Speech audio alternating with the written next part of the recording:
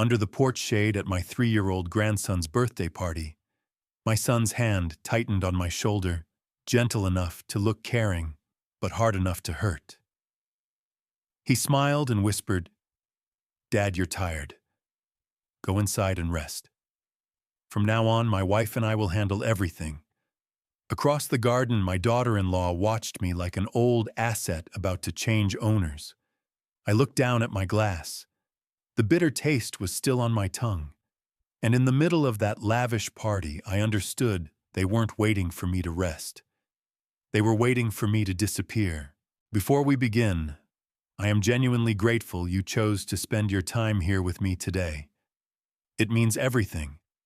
Tell me in the comments, where in the world are you watching from your country? Your city, I would love to know. A small note. This story contains fictional elements woven in for reflection and storytelling purposes. Names and places are coincidental, but every lesson in it is worth carrying with you. The summer heat in the Hamptons that June afternoon pressed down like a warm, heavy hand on my shoulders.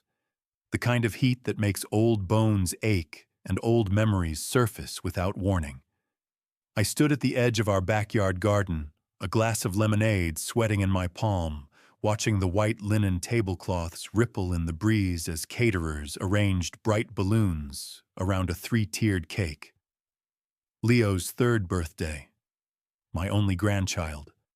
The one pure, untouched thing in my life that still made me smile without effort. "Dad, you're standing in the sun again." Thomas appeared at my elbow, clapping a hand on my back, with the practiced ease of a son who had learned to perform affection. He was dressed sharply, navy blazer, pressed slacks, and his smile reached his eyes just enough to look genuine to anyone who didn't know him the way I did. "I'm fine," I said. "I like the sun. You're 68, not 30. He steered me gently toward the shaded pergola. "Isabella said you've been skipping your checkups." "Isabella says a lot of things." Thomas's hand stiffened on my back for just a fraction of a second, almost imperceptible the way a guitar string tightens before it snaps. He recovered immediately and laughed. "She's just worried about you, Dad. We all are." I let him guide me under the pergola without another word, but my eyes drifted across the garden to where Isabella stood near the drink table. She wore cream-colored silk and a smile that belonged on the cover of a magazine, the kind of smile that was engineered, not felt. She was speaking to a man I didn't recognize, mid-40s, square jaw, expensive watch. She laughed at something he said and touched his forearm lightly. "Who's the man with your wife?" I asked.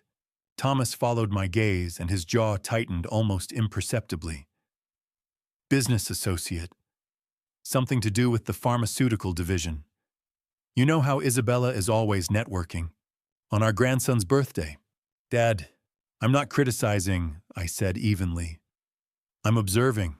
A shriek of pure joy cut through the garden.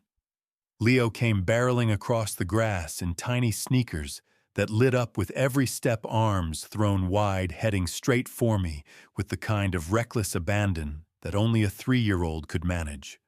Grandpa, look." He thrust a fistful of dandelions at me, his dark eyes enormous and bright. I picked flowers. My chest ached with something so tender, it almost hurt. I crouched down, ignoring the protest in my knees, and took the dandelions like they were orchids. "These are the most beautiful flowers I have ever seen," I told him seriously. Leo burst into the loudest, most genuine laughter I'd heard all year and threw his arms around my neck. My eyes burned, not from the sun, but from something I wasn't willing to name yet. I held him for a moment longer than necessary. When I straightened up, Isabella was watching us from across the garden. Her expression was not warm. It was the look of someone performing a calculation. "Arthur." She approached with her drink, her voice carrying the smooth, modulated tone of someone who had spent years in courtrooms. "You look tired. Thomas tells me you haven't been sleeping well." "Thomas worries too much. He loves you. She tilted her head, studying me with those sharp gray eyes. We both do. Actually, I've been meaning to speak with you about the Millbrook property. The market timing is sabalatunka.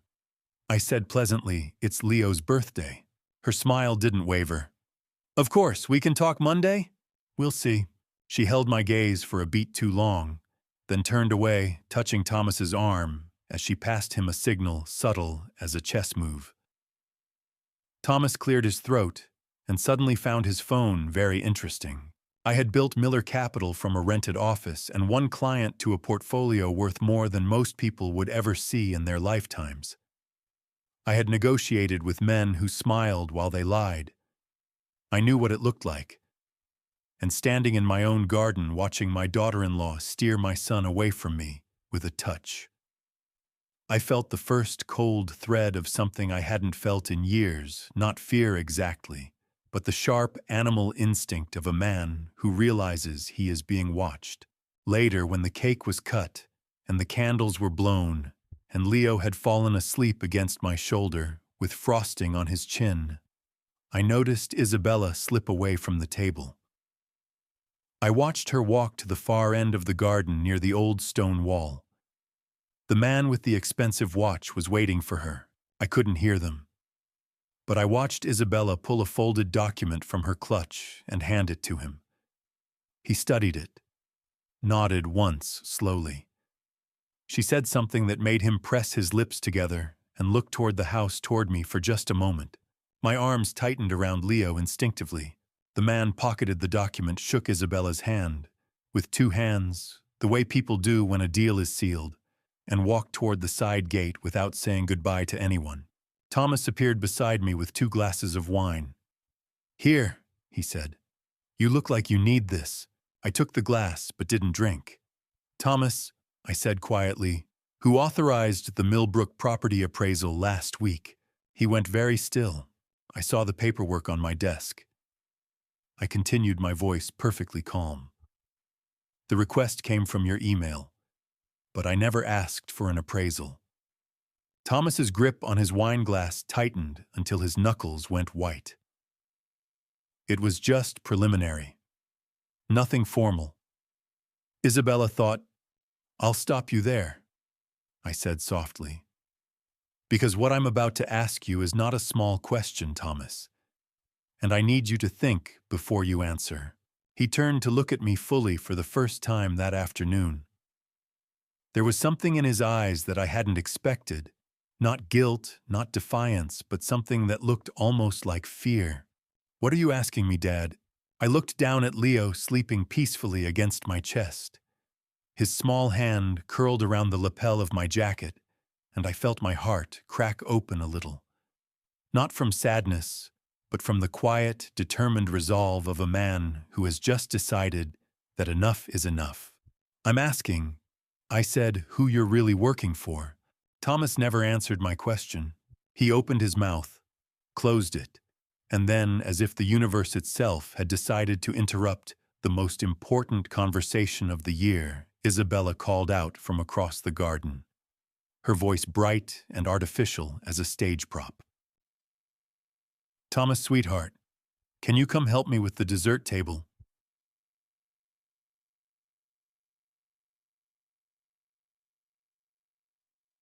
He looked at me with something raw and unfinished in his expression, the kind of look a man gives when he wants to say something, but has trained himself out of honesty. Then he turned and walked away, and I stood there holding my sleeping grandson, watching my son choose for what I suspected was not the first time the wrong direction. That night, after the caterers had gone and Leo had been carried off to bed by his nanny, I stayed behind on the back porch. The garden was quiet now, scattered with the debris of a happy afternoon, deflated balloons, cake plates, the crushed stems of dandelions on the patio table where I'd laid them. I turned my lemonade glass in my hand and thought about the man with the expensive watch, about the folded document, about the appraisal request I hadn't authorized. The thoughts moved slowly the way water finds the cracks in old stone, patient, inevitable. I didn't sleep well that night. The next morning came hard and bright. I was on my second cup of coffee at the kitchen island when Isabella walked in, already dressed, briefcase in hand, moving with the brisk, purposeful energy of a woman who had already won the day in her own mind. "Arthur, good morning." She set her briefcase on the counter and reached past me for the water pitcher. "Sleep well?" "Well enough." Good." She poured herself a glass, turned to me with that polished smile. "About Millbrook, I know you said Monday, but I have a conference call at 9, and it would only take 5 minutes now if you—" "Isabella," I said, setting down my coffee, "who was the man you were speaking with at the party, the one by the stone wall?" Her hand moved just slightly, just barely, and the water pitcher tilted. A stream of ice-cold water poured directly off the counter and onto my lap. "Oh, Arthur, I'm so sorry." She grabbed a dish towel and thrust it at me, her voice exactly as alarmed as it needed to be, not a fraction more, not a fraction less. "I'm so clumsy." "Are you all right?" I took the towel and blotted my trousers, watching her face very carefully. Her concern was flawless. Her eyes, however, flickered just for an instant to the briefcase on the counter before returning to me. "Fine," I said. "Who was he?" "A colleague." She straightened up, smoothing her blazer. "Marcus Hale, he runs a pharmaceutical development firm out of Midtown. Thomas has been exploring some investment opportunities." Thomas mentioned nothing to me. "It's early stages." She lifted her briefcase, checked her watch. "I really do have to take this call, Arthur. We'll talk properly, Monday, I promise." She was gone before I could respond, her heels clicking down the hallway with absolute confidence. I sat there with a wet dish towel in my hand and a feeling in my chest that was neither anger nor hurt. It was something colder, more focused. The feeling of a man who has just understood that he is not dealing with carelessness, that water had not been an accident. I knew because in 40 years of business, I had learned one thing about people who want to change the subject: they knock things over. I pulled out my phone and dialed. Helen. Dr. Helen Marsh had been my personal physician for 11 years, 60 years old, Johns Hopkins trained, and constitutionally incapable of softening bad news. When she answered, she sounded like she always did, already fully awake and mildly impatient with the world. "Arthur, it's 7:40 in the morning. I need you to come to the Hamptons' house today." A brief pause. "Your quarterly blood work isn't due until August." "I know. I want hair and nail samples taken. Full toxicology panel, the extended one." The pause this time was longer. When Helen spoke again, her voice had changed, quieter, more precise. "Arthur, why, I've been feeling off for about 6 months," I said. "Fatigue, occasional nausea, numbness in my hands sometimes. I told myself it was age." "You're 68, not 98. I heard her chair move. "I'll be there by noon. Don't eat anything unusual in the meantime. And Arthur, don't tell anyone I'm coming." I ended the call and set the phone face down on the island. Outside the window, the Hamptons' garden was still and golden in the morning sun, and somewhere upstairs I could hear Leo's small voice chattering to his nanny, a bright, unbothered sound that made my chest tighten with something fierce and protective. Helen arrived at 12:15 with a black medical bag and the no-nonsense expression of someone who had long ago made peace with delivering uncomfortable truths. She sat up at the kitchen table, took hair samples from the back of my head, where they wouldn't be visible, clipped 3 fingernail samples, and drew blood with the quiet efficiency of someone who'd done it 10,000 times. "So, talk to me," she said, labeling the vials without looking up. "What exactly have you been experiencing? 6 months ago, maybe a little more, I started feeling exhausted in ways that didn't match my sleep. Then the nausea, mostly in the mornings. The hand numbness comes and goes. I thought it was stress. My portfolio had a rough quarter." Stress doesn't cause peripheral neuropathy in a man your age without some underlying cause." She sealed the last sample tube and finally looked up at me. The pattern you're describing, fatigue, nausea, numbness, it's consistent with chronic, low-level heavy metal exposure. My hand gripped the edge of the table. You mean poisoning? Helen didn't blink. I mean, I need the lab results before I say that word out loud. But Arthur, I want you to understand that if I'm right, this isn't a one-time event. Chronic exposure means this has been happening over a sustained period. Months, possibly longer. The kitchen felt suddenly very quiet. Upstairs, Leo laughed at something clear and bright as a bell, and that sound hit me somewhere underneath my ribs like a physical blow. How long would results take? I asked, and I was proud of how steady my voice came out. She was rush order. I can have preliminary results in 48 hours. Full panel in 5 days. She closed her bag and held my gaze with the directness I had always valued in her. If what I suspect is confirmed, Arthur, this becomes a criminal matter, not a medical one. I know. Do you want to tell me who might have had consistent access to your food and drink over the past year? I thought about Silas Grant, quiet, efficient, always present, always in the background of every meal in this house, every morning, coffee, every evening, drink. I had hired him 3 years ago on Isabella's recommendation. He had come with impeccable references and a manner so unobtrusive, I had sometimes forgotten he was there. That was, I now realized, precisely the point. I have a name in mind, I said. But I want your results first. Helen nodded, once picked up her bag and headed for the door. At the threshold, she paused without turning around. Arthur, be careful what you eat and drink in this house until I call you. After she left, I sat alone at the kitchen table for a long time. The afternoon light stretched slowly across the floor, and I turned over every ordinary morning of the past year in my mind, every cup of coffee poured by steady, quiet hands, every glass set beside my plate without fanfare or suspicion. 48 hours.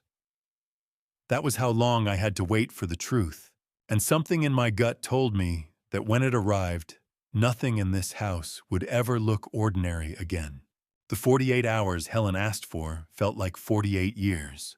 I spent the first night lying awake in the master bedroom, staring at the ceiling fan as it turned slow and indifferent overhead, replaying every meal I'd eaten in this house over the past year. Every morning coffee, every evening scotch, every bowl of soup that Silas had set before me with those quiet, efficient hands and that expression of practiced loyalty that I had never once questioned. The nausea in my stomach wasn't from whatever had been accumulating in my bloodstream. It was from the realization of how completely I had trusted the wrong people. By the second morning, I stopped waiting and started moving. Silas Grant had been with our household for 3 years. 45 years old, impeccably professional, recommended by Isabella with a glowing 3-paragraph email that I had read once and filed without checking. He managed the Hamptons property, the kitchen, the household staff, the maintenance schedule, everything that kept the house running so smoothly I never had to think about it. That was, I now understood, a very deliberate arrangement. I found the first device on a Tuesday afternoon, 2 days after Leo's party. I had sent Silas to the village on a grocery run, a list long enough to keep him away for 90 minutes. Then I walked slowly through the ground floor of the house room by room with a frequency detector I had ordered online the previous evening and had delivered via same-day shipping. It was a small black device, no larger than a television remote, and it lit up red when it detected active wireless transmission signals within 20 feet. The kitchen, nothing. The dining room, nothing. The living room, a single red pulse near the antique grandfather clock in the corner. My pulse spiked. I crossed the room, moved the clock forward an inch from the wall, and found it a wireless listening device no larger than a shirt button affixed to the back panel with a small adhesive strip. Professional grade. Not something you picked up at an electronics store. My hands were steady, my chest was not. I left it exactly where it was.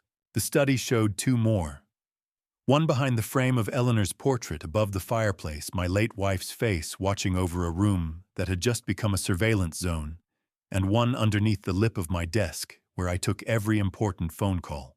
I sat down in my desk chair very slowly, like a man who needed to be careful about how much weight he placed on things. My throat felt tight. I thought about Eleanor, about the portrait, about whoever had stood in this room and pressed a listening device against the wall beneath her face, and I felt a fury so clean and so cold, it almost felt like clarity. I pulled out my phone and called Thomas. He answered on the second ring, his voice carefully casual. "Dad, everything okay? Come to the study," I said. "Now. Don't tell Isabella you're coming." 3 minutes later, Thomas appeared in the doorway, in a t-shirt and running shorts, hair still damp from a shower. He looked younger when he wasn't dressed for performance, younger and right now visibly nervous. "What's wrong?" he asked, stepping inside. "Close the door." He did.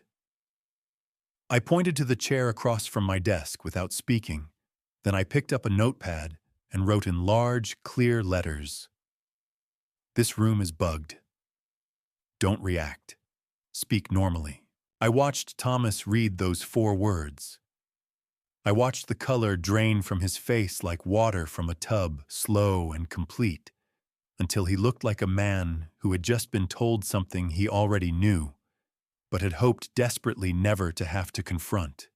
"So," I said aloud conversationally, as if we were discussing the weather, "I was thinking we'd take Leo out on the boat this weekend. What do you think?" Thomas's voice cracked slightly when he answered. Yeah, that sounds great, Dad." Under that cover, I wrote on the notepad, "Do you know about these devices?" He stared at the question for a long moment. His jaw worked. His hands gripped his knees until the knuckles whitened. Then he shook his head, one short, sharp movement, and something in his eyes looked so genuinely wrecked that for one moment I almost believed him. "Who has access to this room?" I wrote. He reached for the pen. His hand trembled as he wrote 2 words. "Silas. Isabella." I took the notepad back, underlined both names. Then I wrote the last thing, the question I needed him to answer more than any other: "Did you authorize this?" Thomas looked at that question for what felt like a very long time. His eyes went glassy at the edges, not quite tears, but close enough that the sight of it twisted something in my chest. That specific father pain of watching your child standing at the edge of something they cannot come back from. He picked up the pen. His writing was unsteady. "No, I swear to God, Dad. No." I looked at him carefully. In 40 years of reading people across boardroom tables, I had developed a reliable instinct for the texture of a lie. What I saw in Thomas's face right now was not the smooth surface of practiced deception. It was the jagged, desperate look of a man who was in over his head and had been for a long time. I wasn't ready to forgive him for the things I suspected he'd allowed. But I noted with the precision of a man building a case that he was not the architect. I stood up, smoothed my jacket, and said aloud, pleasantly, "Good. I'll ask Silas to pack the cooler." Then I picked up my phone and typed one message to a number I hadn't used in 8 months. "Ray, I need a meeting, not on the phone. Tomorrow. Bring your badge." I hit send and set the phone face down on the desk, exactly as if nothing in the world had changed. But everything had. The drive from the Hamptons to Manhattan the next morning took just under 3 hours, and I spent every mile of it thinking about Silas Grant. I thought about the way he moved through the house, precise, soundless, always at the right distance to be helpful without being intrusive. I thought about the morning coffee he prepared every day without being asked, setting it on my desk, with the particular brand of instant familiarity that I had read as devotion and now reread as access.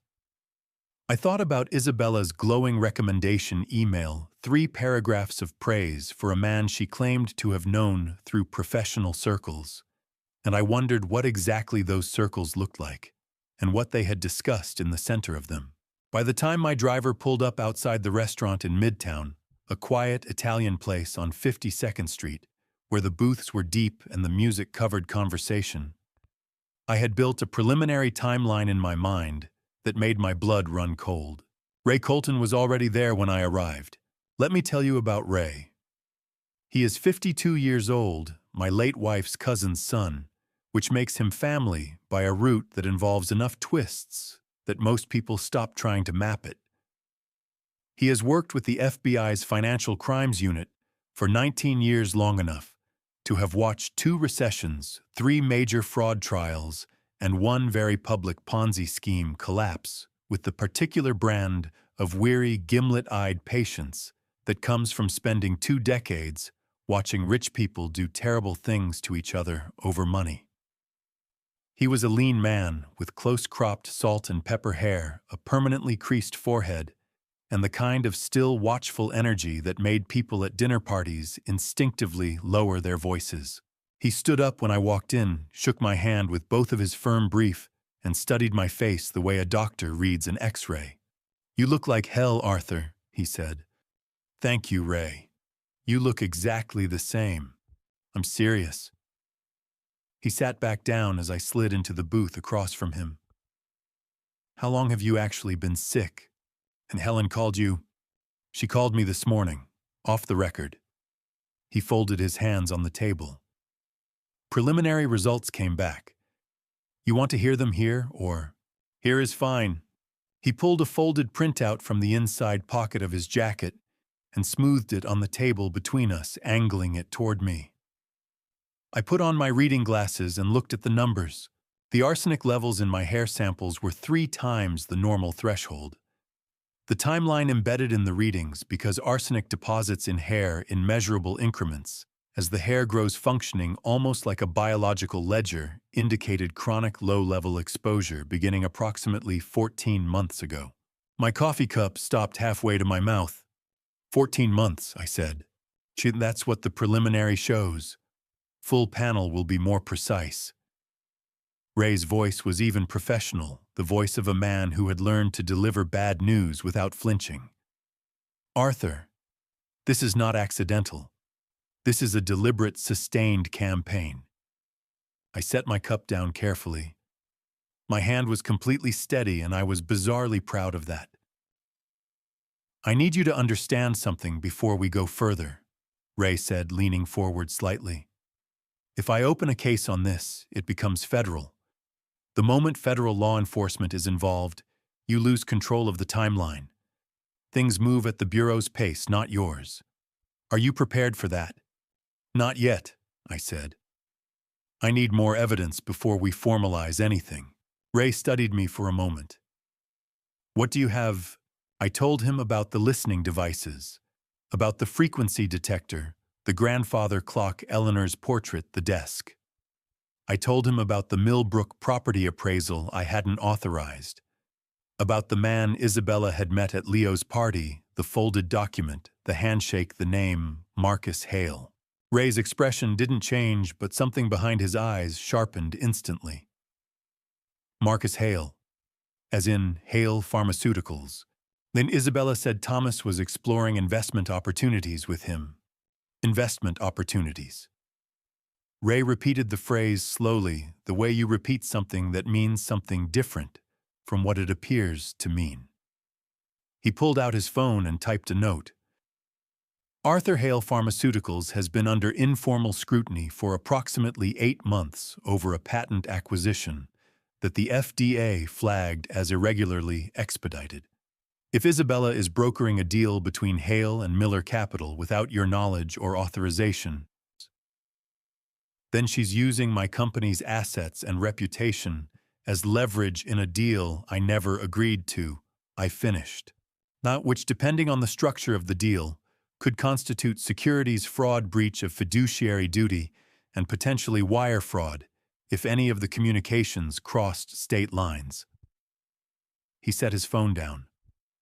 "Which, given that Hale is based in New Jersey, and this conversation presumably happened in New York, they almost certainly did." I took a long, slow breath. The air in the restaurant smelled of garlic and bread, warm and ordinary, completely indifferent to the fact that I was sitting in a booth, mapping out the dimensions of my own family's betrayal. "There's something else," I said. "I want you to explain Section 81 to me. Simply. Like I'm not a lawyer." Ray nodded, unsurprised by the request. New York Mental Hygiene Law Article 81 allows a court to appoint a guardian to manage the personal and financial affairs of someone deemed incapacitated, meaning they can no longer make sound decisions for themselves. To trigger the process, someone petitions the court. A judge then appoints an evaluator to assess the person. If the evaluation supports incapacity, the judge can remove that person's control over their own assets and place it in a guardian's hands. And the guardian could be a family member. Yes, a spouse, an adult child, or their legal representative. He held my gaze steadily. It's designed to protect vulnerable people, but it's also in the wrong hands, a mechanism for financial control. All it takes is a cooperative medical evaluator and a compelling narrative about a wealthy, elderly man who is showing signs of decline.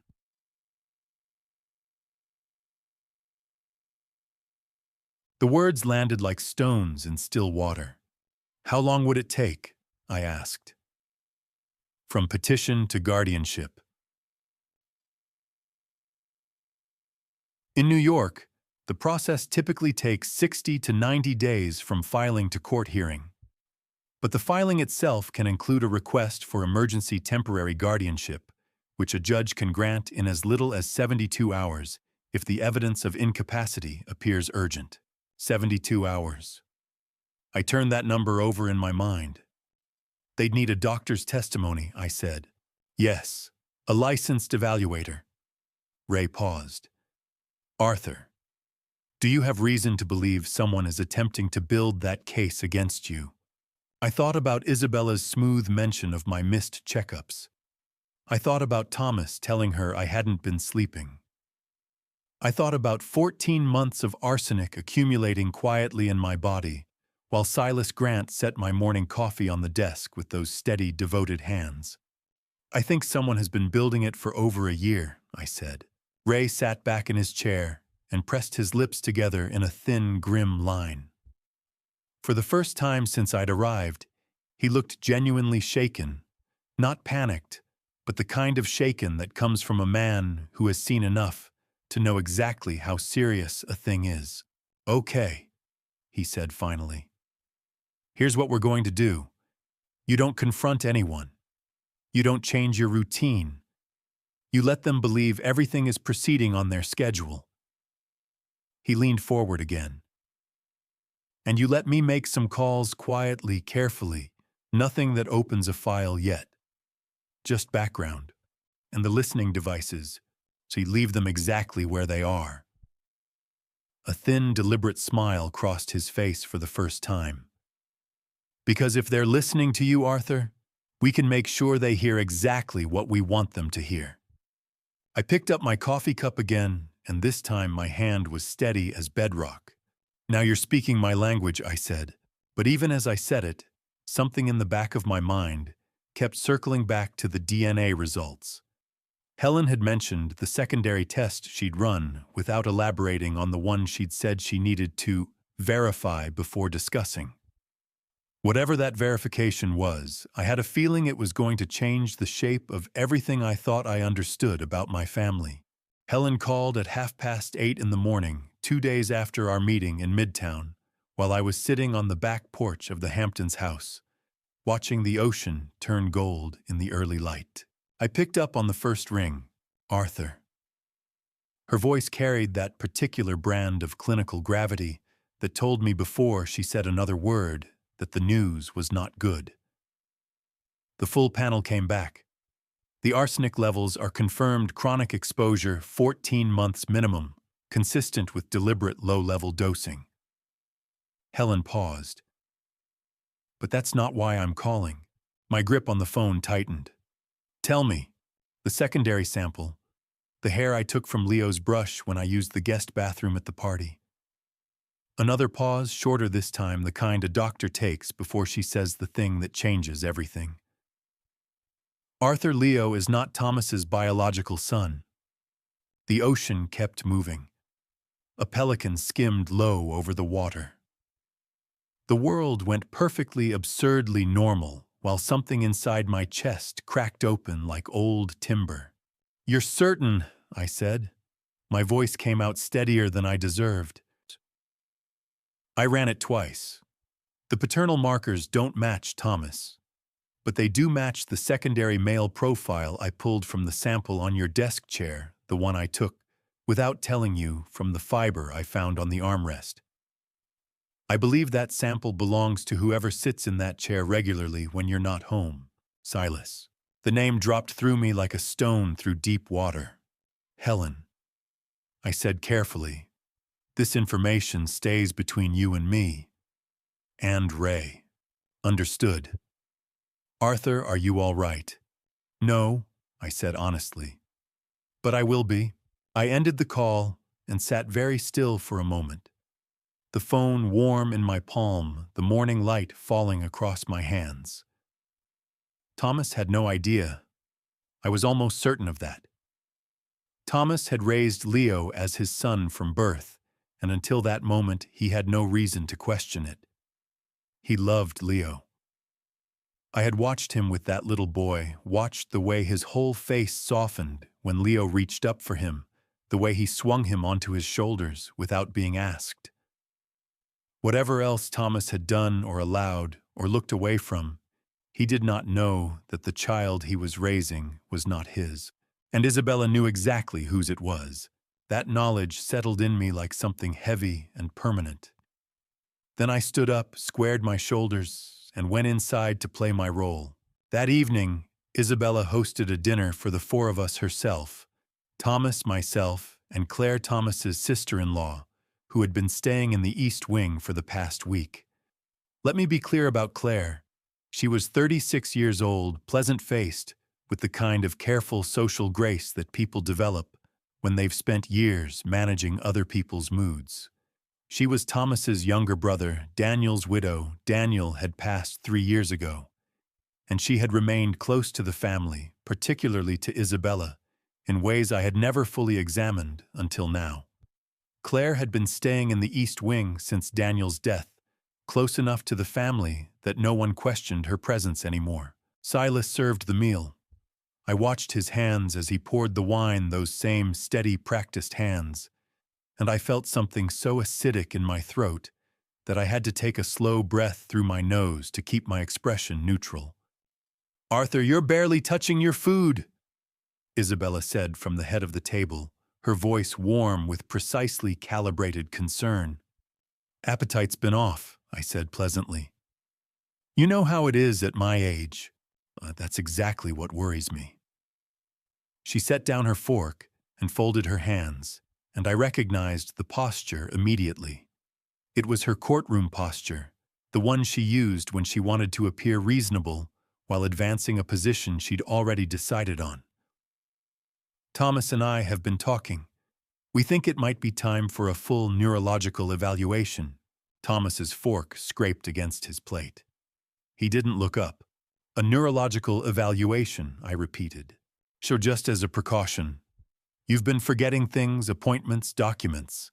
And Dr. Reeves at Columbia Presbyterian is extraordinary. We'd just feel better knowing Isabella." I smiled at her across the candlelight, warm and unhurried. "I appreciate your concern, but I had a full physical just last month. Everything checked out beautifully." Her smile held, but her eyes recalculated behind it. "Of course. I just want to be sure you're being taken care of."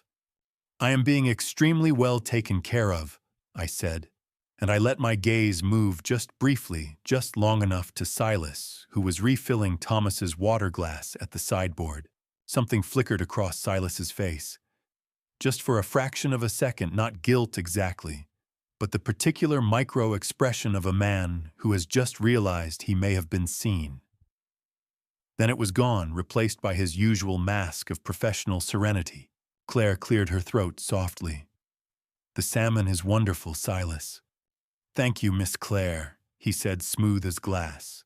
I picked up my fork and ate a small, deliberate bite and kept my face pleasant and tired and old the way they needed me to look.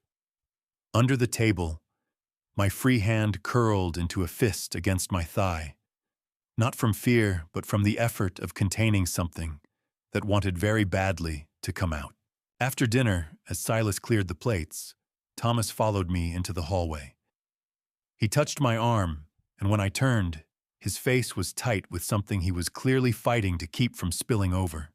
"Dad," he said in a low voice, barely above a breath, "be careful what you eat here."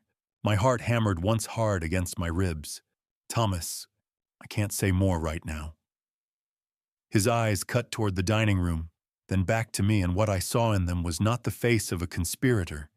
It was the face of a man who was frightened. "Just please, be careful." He turned and walked back toward the dining room before I could respond, and I stood alone in the hallway with my heart pounding and the terrible clarifying realization that my son was not entirely lost. Not yet. I didn't sleep that night. Not because of fear, but because my mind wouldn't stop turning over what Thomas had said in the hallway. Those 6 words that had cracked open a gap in everything I'd assumed about him. Be careful what you eat here. He knew something. Maybe not everything, but enough to be frightened. Enough to warn me in a whisper while his wife was 20 feet away. I lay in the dark and turned that warning over and over like a stone with something written on the underside, trying to read it clearly. By 5 in the morning, I gave up on sleep, dressed quietly, and called Helen. She answered in 2 rings. "I was expecting you to call earlier, honestly. I needed to think first." I kept my voice low, the bedroom door locked. "Helen, I want to start the collation protocol. Today, if possible."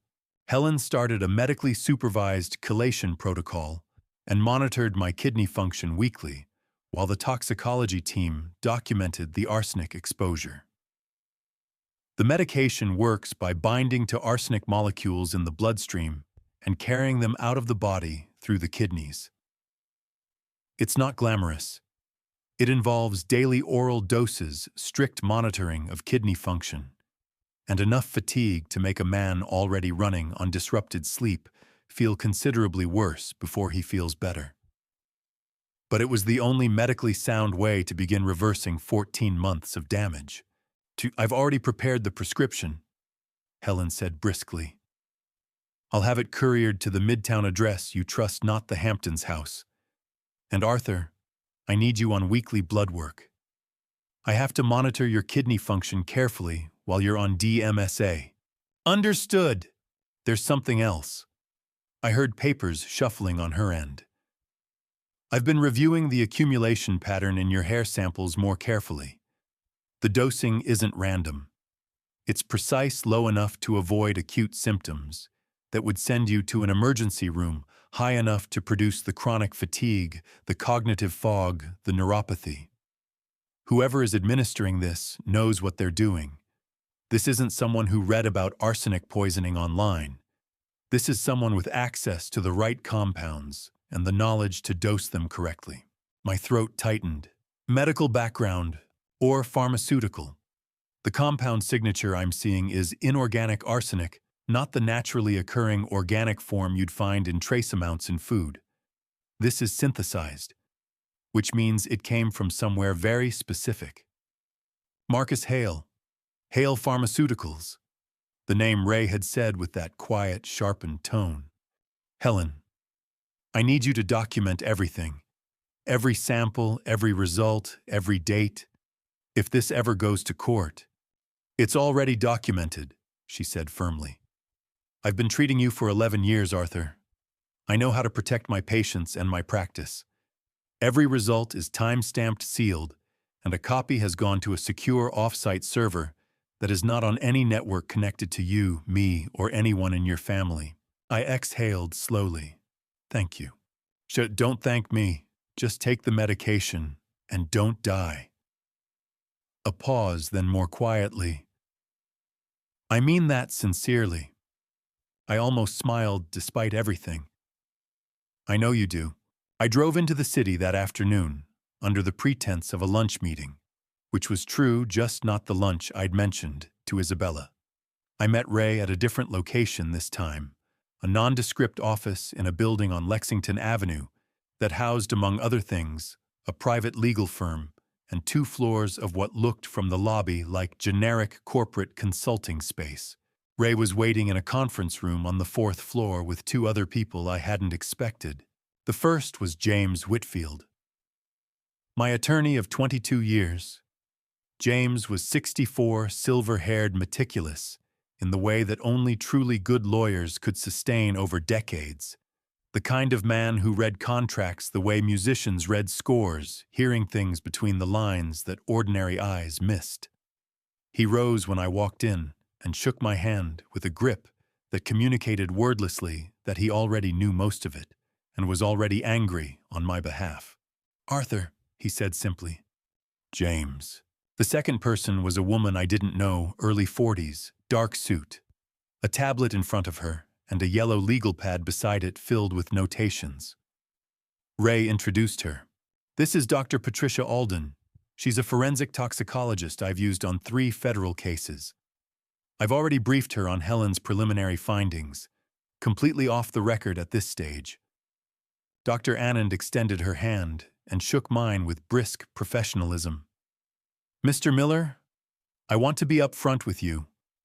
What I've reviewed in Dr. Marsh's preliminary data is some of the most methodically executed long-term poisoning I've seen outside of a case study.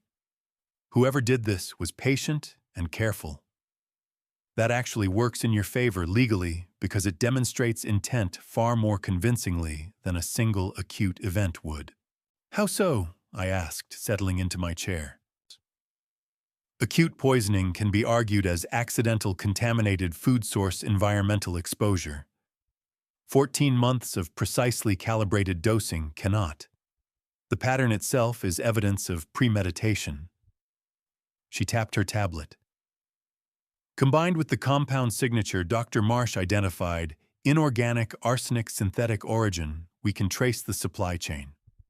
That chain, if it leads where I think it does, gives you a direct evidentiary link between the person administering the poison and the person supplying it." Ray leaned forward. "I made some quiet inquiries about Hale Pharmaceuticals last night. Marcus Hale's company holds 3 patents on arsenic-based oncology compounds, experimental cancer treatments. They're not commercially available. They're locked behind clinical trial protocols. But the raw compounds exist in his facilities." James set down his pen. "So the theory is that Isabella brokered access to a controlled pharmaceutical compound through Hale and used Silas Grant as the delivery mechanism." "That's the theory," Ray said. "We need evidence before it becomes anything more than that." "The listening devices in the house," I said. "If Silas or Isabella discuss the sourcing on a recorded line, we need those recordings to be legally obtained." James cut in. "New York is a one-party consent state, but hidden recordings of conversations you are not part of can create legal problems. Anything we use must come from conversations you personally participate in or from lawfully obtained evidence." Then I need to be home more," I said. "Yes." James folded his hands on the table. "And Arthur, we need to begin reviewing your estate documents. All of them. Trust structures the willpower of attorney designations. If an Article 81 petition is coming, I want to have already built a wall they cannot climb over." The room was quiet for a moment. Not the quiet of uncertainty, but the quiet of people who have just finished laying the first stones of something that would take months to build. "One more thing," I said, and I looked at Ray directly. "Thomas warned me last night. Told me to be careful what I eat in the house. He was scared, Ray. Not performing, actually scared." Ray and James exchanged a look, so that changes his position considerably. James said slowly.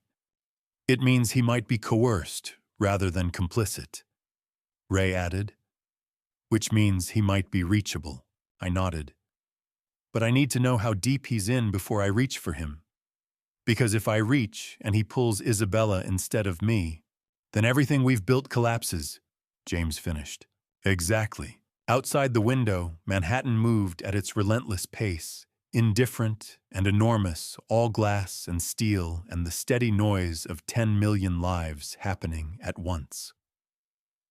And somewhere inside all of that, in a courthouse or a firm or a pharmaceutical facility in New Jersey, people were already moving pieces on a board they thought I couldn't see.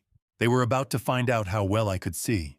But before any of that could happen, I needed to find out what Thomas was truly afraid of, and whether that fear could be turned into something useful. Something like courage. Thomas liked to run in the mornings, always had, ever since he was 17, and trying to outpace the anxiety that came with being the son of a man who expected great things. He still ran the same 3-mile loop around the property when we stayed at the Hamptons, out through the East Gate along the beach road, back through the orchard. I had watched him do it every morning for 20 years. So on the first Thursday of July, I was sitting on the low stone wall at the orchard gate at 6:45 in the morning waiting for him. He nearly ran into me. He pulled up short, breathing hard, earbuds dangling, sweat darkening his shirt at the collar, and his face moved through surprise and then something else, something complicated, that settled after a moment into a kind of exhausted relief. Dad. He bent forward with his hands on his knees, catching his breath. You scared the hell out of me. Sit down, Thomas. He looked at the wall, then at me, then back at the empty orchard behind us, as if calculating the geometry of exits. Then he sat. We're outside, I said quietly. No devices, no one can hear us. I paused. I need you to tell me about the DP7 patent. Whatever color the morning run had brought to his face drained out of it. His jaw tightened so hard, I could see the muscle jump beneath his skin. Where did you hear that? He asked, his voice rough. Does it matter? Adidum. Thomas. I kept my voice low and steady the way I used to when he was a boy, and I needed him to understand that what I was saying was not a suggestion. I am not asking as your father right now. I am asking as the man whose name is on every document, every filing, every fund that Isabella has been using. So I need you to look at me and tell me exactly what you know. He stared at the ground between his feet for a moment, his hands gripping his knees, knuckles white. Then he let out a breath that sounded like it had been compressed inside him for months. She brought me the proposal 14 months ago, he said. His voice was rough, like something being dragged over gravel. Marcus Hale approached her through the patent bar they'd worked together on a pharma licensing case years back. Hale had this compound DP7, an arsenic derivative oncology treatment. The FDA had flagged the expedited application because Hale's clinical trial data was thin. He needed a co-sponsor with credibility, a name that would lend weight to the submission. My name, I said. Thomas flinched. Miller Capital. Isabella said it was a passive endorsement, that we wouldn't even need to file anything directly. She'd structure it through a subsidiary so there'd be insulation. Thomas. My voice came out harder than I intended, and he flinched again. I made myself soften it. Did you sign anything? She said she'd handle the paperwork, that I'd review it before anything was finalized. He rubbed his face with both hands, pressing hard, like he was trying to physically rearrange his thoughts. And then 6 months went by and I kept asking, and she kept saying it wasn't time, yet it was still in preliminary stages. And then one day I found a filing in her home office that had my signature on a document I had never seen before. The morning air felt very still. A bird called somewhere in the orchard, high and indifferent. Your forged signature, I said. He made a sound that wasn't quite a laugh and wasn't quite a sob, something broken at the hinge between the two. I confronted her. She said it was a clerical error, that she'd correct it. And then she looked at me with those eyes, Dad, and she said, he stopped. His throat worked. What did she say? And she said that if I made this difficult, she would tell you that I had been the one who initiated the deal. That I had been embezzling funds from the Miller Capital discretionary account for 2 years to cover personal debts. His voice dropped to something barely above a whisper. And she has documentation. I don't know if it's real or manufactured, but she has something that looks real enough to destroy me. My chest ached. Not with anger, I'd moved past anger somewhere around the 3rd sentence. This was something deeper, older, the particular heartbreak of watching your child standing at the bottom of a hole they partly dug themselves and partly fell into, and knowing that the only way to get them out is to make them face how deep it goes. Thomas, I said carefully, are you in debt? He nodded, jaw tight. About 400,000. Bad investments 2 years ago. I was going to tell you, but then Isabella said she could manage it, and I let her. Like an idiot, I let her. You're not an idiot, I said. You're a man who trusted someone who specialized in making herself trustworthy. That's different. He looked up at me then, and his eyes were red at the rims, wet in a way he was trying furiously to hold back. And he looked for a moment so much like the 17-year-old boy who used to run these same paths to escape his own anxiety that my chest hurt with the specific pain of time passing and things going wrong that you couldn't have stopped, even if you'd tried. Is there a way out of this? He asked. His voice cracked on the last word. Yes, I said, but you have to trust me completely, and you have to do exactly what I tell you when I tell you. He held my gaze for a long beat, searching, assessing the way people look at a rope when they're not sure it'll hold their weight. Then he nodded, slow but real. Okay, Dad, he said. Okay. I drove back to the city that same afternoon, the windows down the July air warm and smelling of cut grass and highway tar, Thomas's broken voice still sitting somewhere in the back of my mind like a splinter I couldn't quite reach. He had agreed to cooperate. He had also agreed to say nothing to Isabella, to carry on as normally as he could, to give her no signal that anything had shifted between them. That was asking a great deal of a man who was already barely holding together. But he had nodded again when I asked, and I had to trust that the same stubbornness that had let him stay in a bad situation this long would now work in my favor. Ray and James were waiting for me at the Lexington Avenue office by 4 o'clock. The moment I walked through the door, I could tell from the way Ray was standing, weight forward, hands flat on the conference table, the posture of a man who has just received information he cannot quite contain that something significant had broken open. Sit down, Arthur, he said. You're going to want to be sitting for this.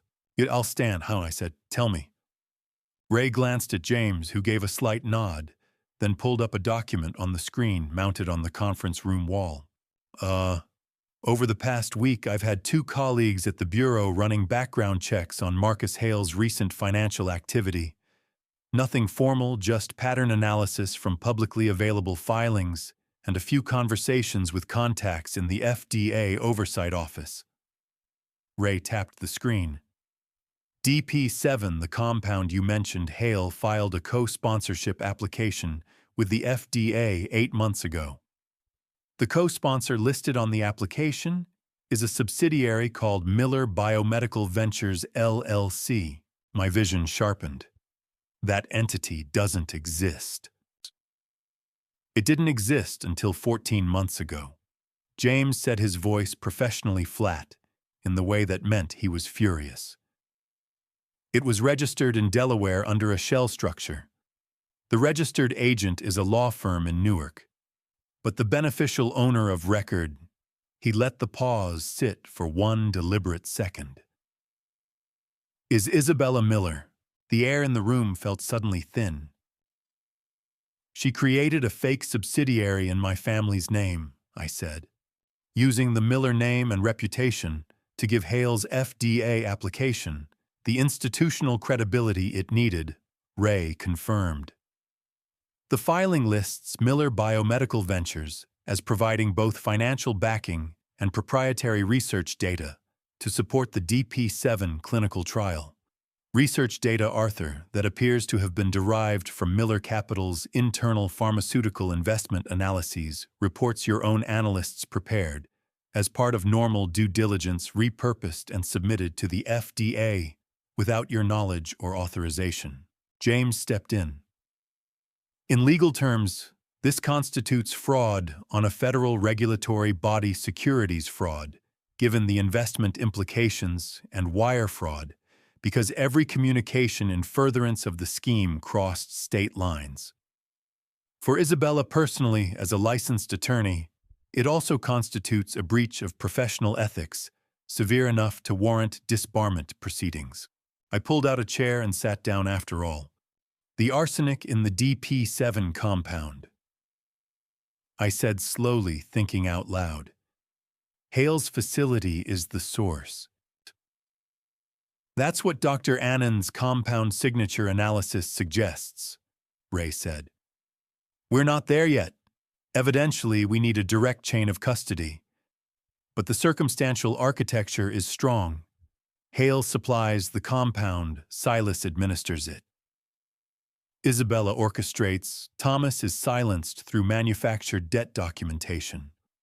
He paused. It's clean, it's coordinated, and it's been running for over a year. And the motive for poisoning me specifically? I asked, though I already knew the answer in my bones. Section 81, James said.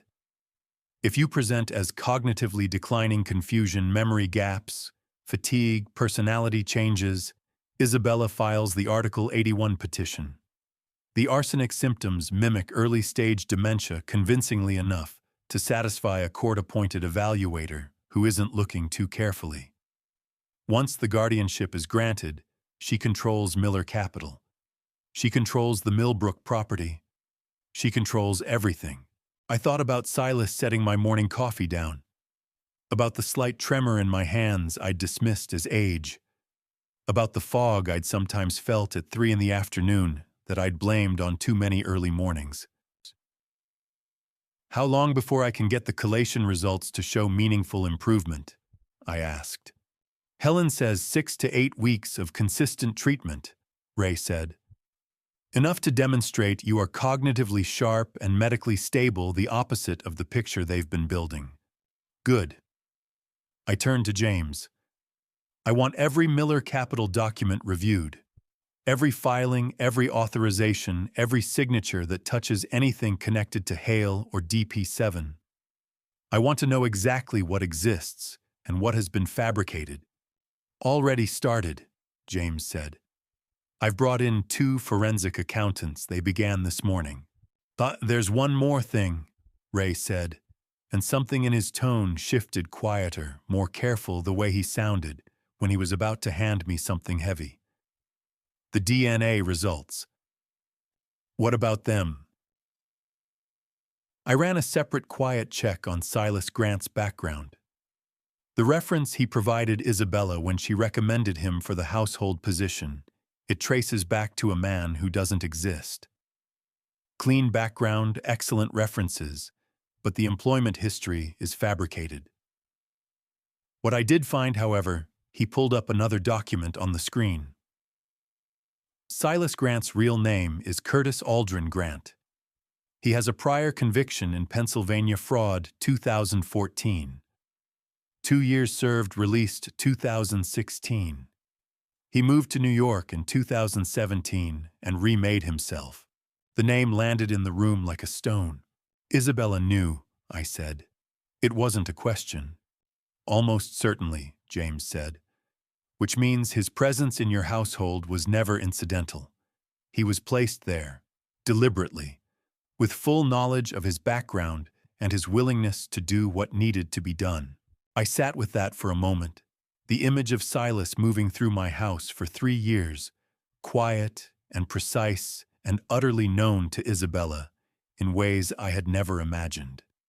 I thought about Leo, about a 3-year-old boy who shared DNA with a man named Curtis Aldrin Grant and had no idea, would never have any idea what the adults around him had built and broken in the years before he was old enough to understand any of it. "Leo," I said quietly. "Yes," Ray said, and for the first time since I'd started working with him on this, he sounded genuinely pained.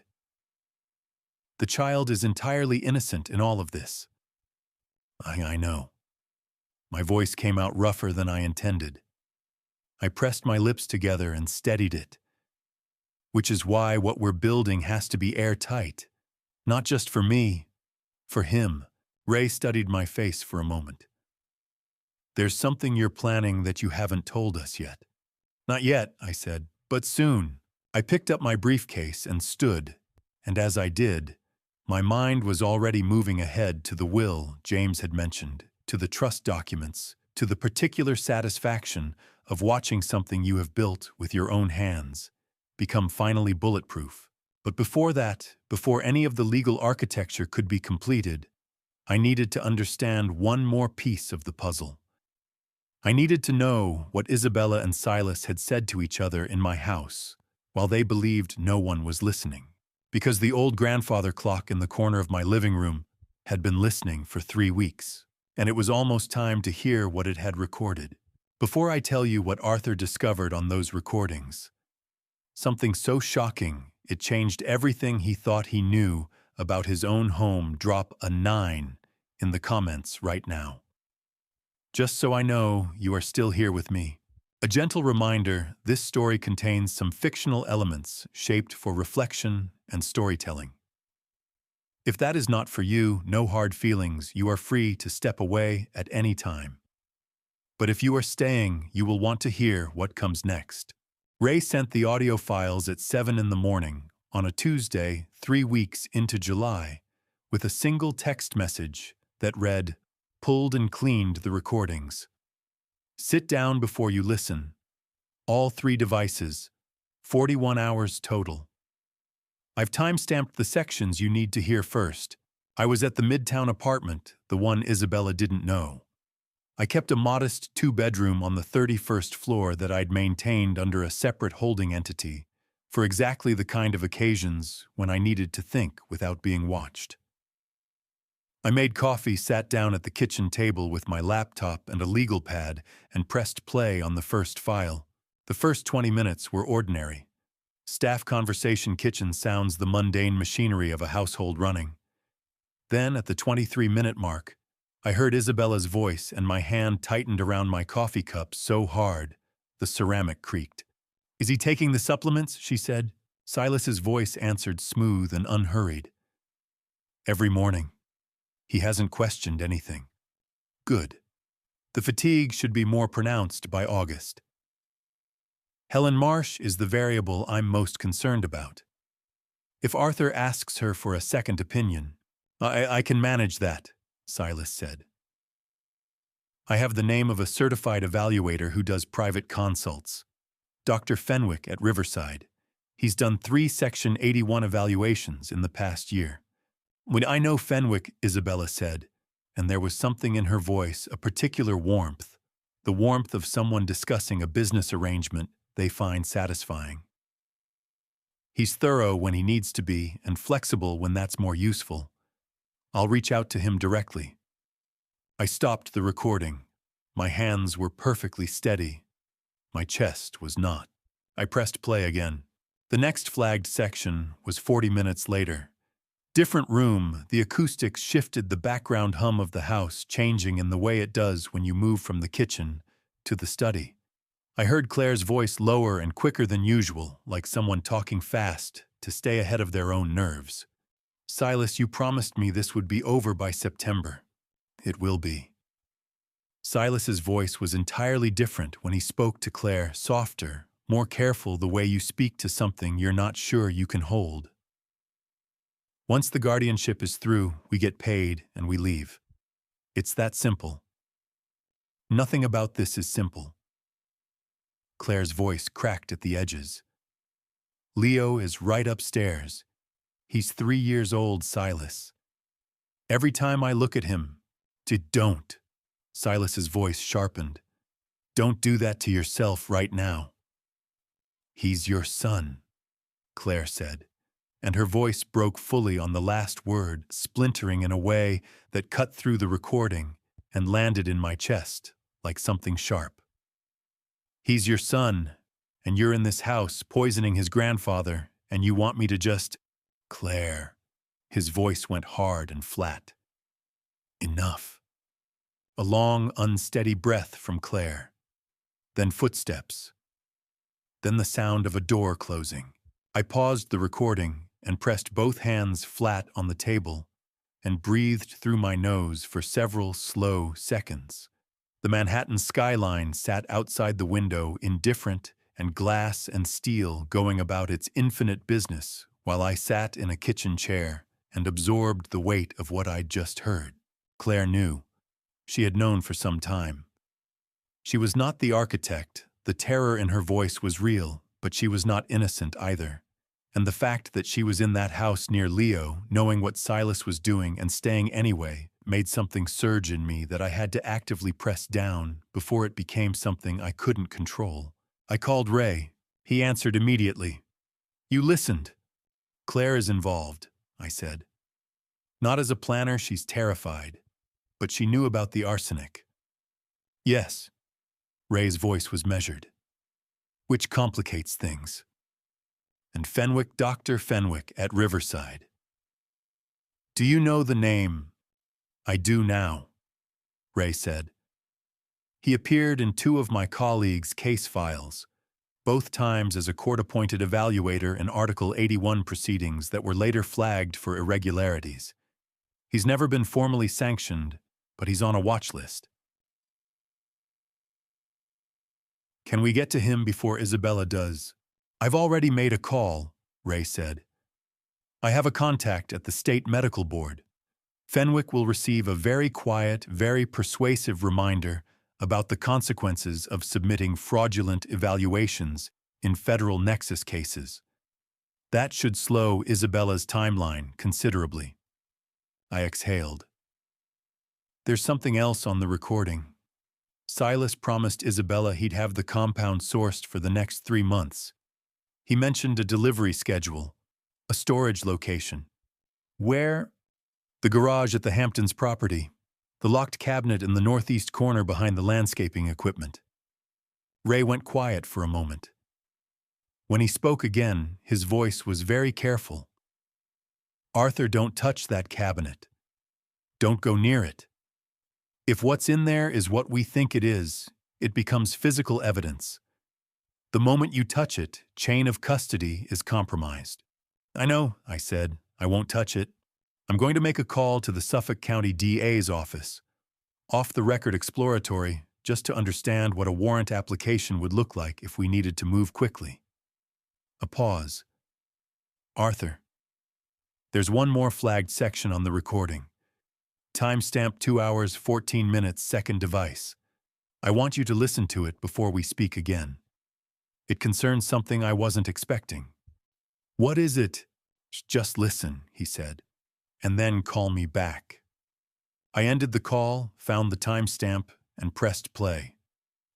What I heard in the next 4 minutes made my blood run so cold that I had to set the laptop down on the table and stand up and walk to the window and stand there with my forehead pressed against the cool glass, staring down at the city 31 floors below, breathing through the kind of shock that doesn't announce itself loudly, but simply settles into your bones and changes everything permanently. The recording told me that Silas Grant didn't just plan to walk away with $800,000. He planned to make sure there was no one left to come looking for it. I didn't call Ray back that night. I needed 12 hours with what I'd heard before I could talk about it without my voice giving something away. So I sat in the Midtown apartment, ordered food I barely touched, and spent the night going over the recording at timestamp 2 hours and 14 minutes until I could hold it in my mind without my hands shaking. What Silas had said to someone on a phone call, a call I now knew from the audio quality and the single-sided nature of the conversation had been made from my study while I was at dinner, was this: the old man's not going to be a problem past October. Once the evaluation goes through and the transfer is done, we clean the slate. The wife too, if it comes to that. I've done cleaner jobs than this. Clean the slate. He had said it the way a man says, take out the trash, casual, functional, entirely without feeling. And in those 6 words was the thing that changed the shape of everything I'd been building. This was no longer about money. This was no longer about guardianship or patents or forged signatures. This was about whether my wife and I would be alive to see the new year. I called Ray at 6 in the morning. I heard it. I said the moment he picked up, I know. His voice was already wide awake and very grim. Arthur, we are past the exploratory phase. This is a credible threat against your life. Federal Statute 18 U.S.C. 1117 covers conspiracy to commit murder. The moment Silas said those words on a recording in your home, he crossed a line that we cannot step back from. I know what I want to do, I said. Tell me. I want to confront him. Today. Before he has any reason to think anything has changed. A brief pause. Arthur. Not impulsively, I said firmly. Strategically. With everything in hand. I want to give him the choice between federal prosecution and cooperation. If he flips on Isabella, we get everything: the poisoning, the patent fraud, the Section 81 scheme. Everything. Another pause, longer this time. Then, if you do this, I want Thomas in the house as a witness, and I want a recording device running. Both already planned, I said. I drove back to the Hamptons that morning. The July heat was dense and white, the kind that turns the highway into a long silver mirage. And I drove through it thinking about Silas, about 3 years of him moving through my house, about coffee cups and dinner plates, and the small accumulated trust of 1,000 ordinary mornings, and I let myself feel the full measure of that betrayal for exactly the length of the drive. Then I parked, got out, and put it away. Thomas was waiting on the porch, as I'd asked him to be. He looked like he hadn't slept. His face was drawn tight, and there were shadows under his eyes the color of old bruises, and when he saw my expression, he straightened up immediately. You found something, he said. I found everything, I said quietly. Stay in the sitting room. Keep the door open. Don't come in unless I call you. He grabbed my arm before I could move past him. His grip was tight and urgent, and his eyes were bright with something between fear and desperation. Dad, what are you going to do? Have a conversation, I said. Go inside, Thomas. I found Silas in the kitchen, as I'd known I would. He was at the counter, methodical and unhurried, pressing coffee grounds into a filter with the practiced ease of a man who had performed this ritual so many times it had become muscle memory. He heard my footsteps and looked up, and his face arranged itself into its customary expression of attentive, pleasant professionalism. Mr. Miller, good morning. Coffee will be ready in... Sit down, Silas. Something shifted behind his eyes, fast, barely perceptible, the flicker of a man recalculating. But he sat. And I placed my phone on the counter between us, a screen down, and I sat across from him, and I looked at him the way I had looked at men across boardroom tables for 40 years, when I wanted them to understand that I already knew what they'd done, and the only remaining question was what they planned to do about it. Curtis, I said. The color left his face so fast it was like watching a light switch off. His jaw tightened. His hands, which had been resting loosely on the table, pressed flat against the surface, an involuntary brace, the body's reaction to impact. I don't know what you... Shaktutuks. Curtis Aldrin Grant, I said calmly. Pennsylvania 2014. Fraud conviction, 2 years served, released 2016. You arrived in New York in 2017. New name, new references, all of them fabricated. Isabella knew every detail of your background when she recommended you to me. I paused. And you've been dosing my morning coffee with inorganic arsenic sourced from Marcus Hale's pharmaceutical facility for the past 14 months. Silas's breathing changed. His chest rose and fell faster, and the professional mask cracked along every line at once, like a windshield struck from the center, holding its shape, but shattered entirely. "That's a serious accusation," he said, but his voice had lost its smoothness. It came out thin and slightly high, the voice of a man who is frightened, but has not yet decided whether to run. "It's not an accusation," I said. "It's a documented fact. Hair samples, compound analysis, a toxicologist who testified in 3 federal cases, and—" I reached into my jacket pocket and placed a printed transcript on the table, a partial transcription of the recording Ray had prepared. "Your own words. From my study. 3 weeks ago." Silas stared at the transcript. His eyes moved across the lines, and I watched the fight go out of him, not all at once, but steadily, like air from a slow leak, until he was sitting across from me, looking like a man who had just understood that every door he thought was open was in fact locked.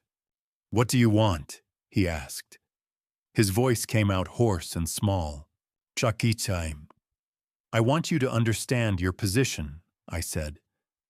"Federal charges conspiracy to commit fraud, wire fraud administration of a controlled substance without consent, and because of what you said in that phone call, Curtis conspiracy to commit murder. You are looking at 25 to life. You know what happens to men with your prior record when they walk into a federal courtroom." His throat moved. His hands were trembling now, a fine, visible tremor that he couldn't control. But saito trisnom. I continued, my voice remaining entirely even. "There is another option. You cooperate fully, every detail of what Isabella asked you to do, what she paid you to do, what she promised you. Every communication, every instruction, every delivery schedule. You give that to the federal investigators, you testify under oath, and in exchange your cooperation is documented and presented to the prosecutor." Silas pressed his trembling hands flat on the table, trying to stop the shaking. His eyes were wet at the corners, and he blinked hard several times, fast, the look of a man fighting to hold himself together because falling apart in front of me was the last remaining thing he had. "She'll destroy me," he said, "if I talk." "She's going to prison," I said. "The only question is whether you go with her." The kitchen was very quiet. Outside the window, the July garden sat in full green, entirely peaceful, and somewhere upstairs I could hear Leo's little feet crossing the floor above us, that small, bright, innocent sound, and I saw Silas hear it too, and I watched something move across his face that wasn't calculation or fear, but something rawer than either of those things. He closed his eyes. His shoulders dropped. And when he opened them again, the man who looked back at me across the kitchen table was not the composed, invisible professional who had served my household for 3 years. He was just Curtis Grant, frightened, cornered, and out of road. "Okay," he said, his voice cracking on the single syllable. "Okay. I'll talk." Thomas was still on the porch when I came out of the kitchen. He had heard every word I'd made, sure the sitting room door stayed open just as I'd told him. He was standing with his back against the railing, arms crossed tight over his chest, and when I appeared in the doorway, he looked at me with an expression that I could only describe as a man seeing something he'd been afraid to look at directly for a very long time. "He agreed," Thomas said. It wasn't a question. "He agreed," I confirmed. Thomas pressed his lips together hard. His jaw worked. Then he turned away from me and gripped the porch railing with both hands and stared out at the garden, and I could see in the set of his shoulders the particular weight of a man absorbing the full dimensions of how badly things had gone wrong in his own house. Dad. His voice came out rough, scraping the edges of something he was fighting to hold back. I let this happen. I know that. I let her in, and I looked away, and I showed Thomas. I walked out to stand beside him. We're not doing that right now. Right now, we move. He turned to look at me, and his eyes were red and glassy, not quite crying, but the kind of raw that comes just before. He nodded once, twice, swallowing hard. What do you need from me? He asked. Keep acting normal, I said. Isabella cannot know anything has shifted. Not yet. Can you do that? He let out a breath that shook slightly on the way out. I've been acting normal for 14 months, Dad. I think I can manage a few more weeks. The bitterness in those words landed like a stone in still water.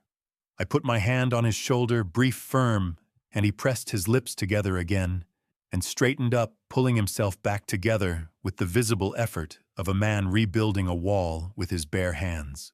Ray arrived at the Hamptons' house that afternoon with James Whitfield and a woman I hadn't met before, a court reporter, compact and precise, who set up a recording system at the dining room table with the practiced efficiency of someone who had done this in considerably more chaotic circumstances. Ray introduced her only as Carol, which I understood to mean her full name was not relevant to what we were doing. Silas came downstairs when I called him, dressed in his usual staff clothes, his face composed in a way that looked almost like the old professional mask, but not quite.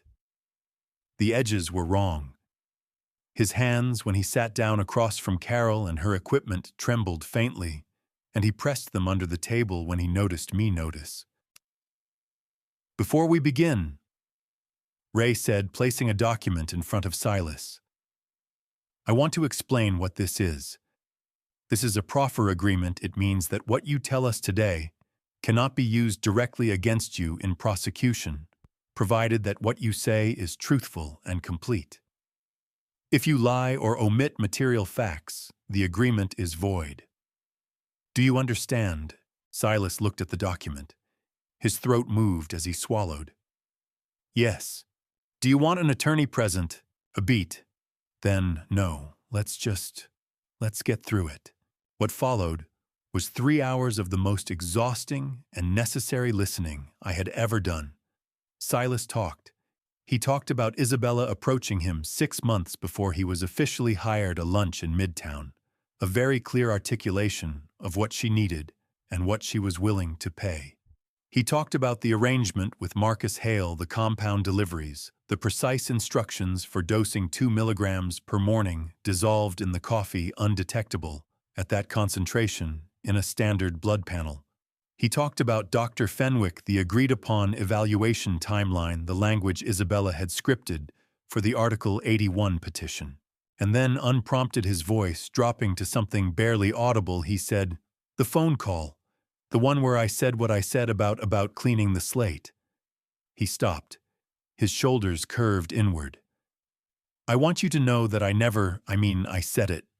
I know I said it. But I don't think I could have actually... Curtis, Ray said very carefully, what you said on that call constitutes a criminal threat regardless of intent. But your cooperation here matters. Tell me about the person you were speaking to. Silas closed his eyes briefly, opened them. A man named Derek Webb. He ran. I don't know, a crew out of South Jersey. Isabella introduced us. I think she wanted insurance. Someone further downstream who could be directed if things needed to move faster. The room temperature seemed to drop several degrees. Ray and James exchanged a look that contained entire paragraphs of professional communication. Is Webb still in contact with Isabella? Ray asked. As of 2 weeks ago, yes, Silas said. Ray sat back in his chair and said nothing. For a moment, his eyes focused on the middle distance in the way they did when he was rapidly reorganizing everything he'd assumed about a case. Then he looked at me. Arthur, he said quietly, This just became significantly more serious than a financial crime case. I know, I said. I need to make a formal notification to the Bureau, today. Do it, I said, as Carol packed up her equipment and Ray stepped outside to make his calls. James leaned across the table toward me, his voice very low. The threat element changes our timeline. We can't wait for September.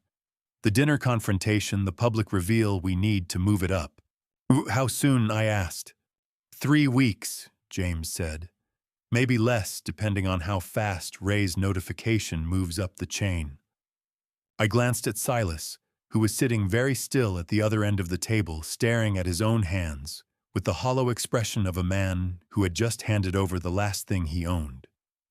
He looked up and met my eyes, and for one unguarded second, there was something in his face that was almost impossible to read.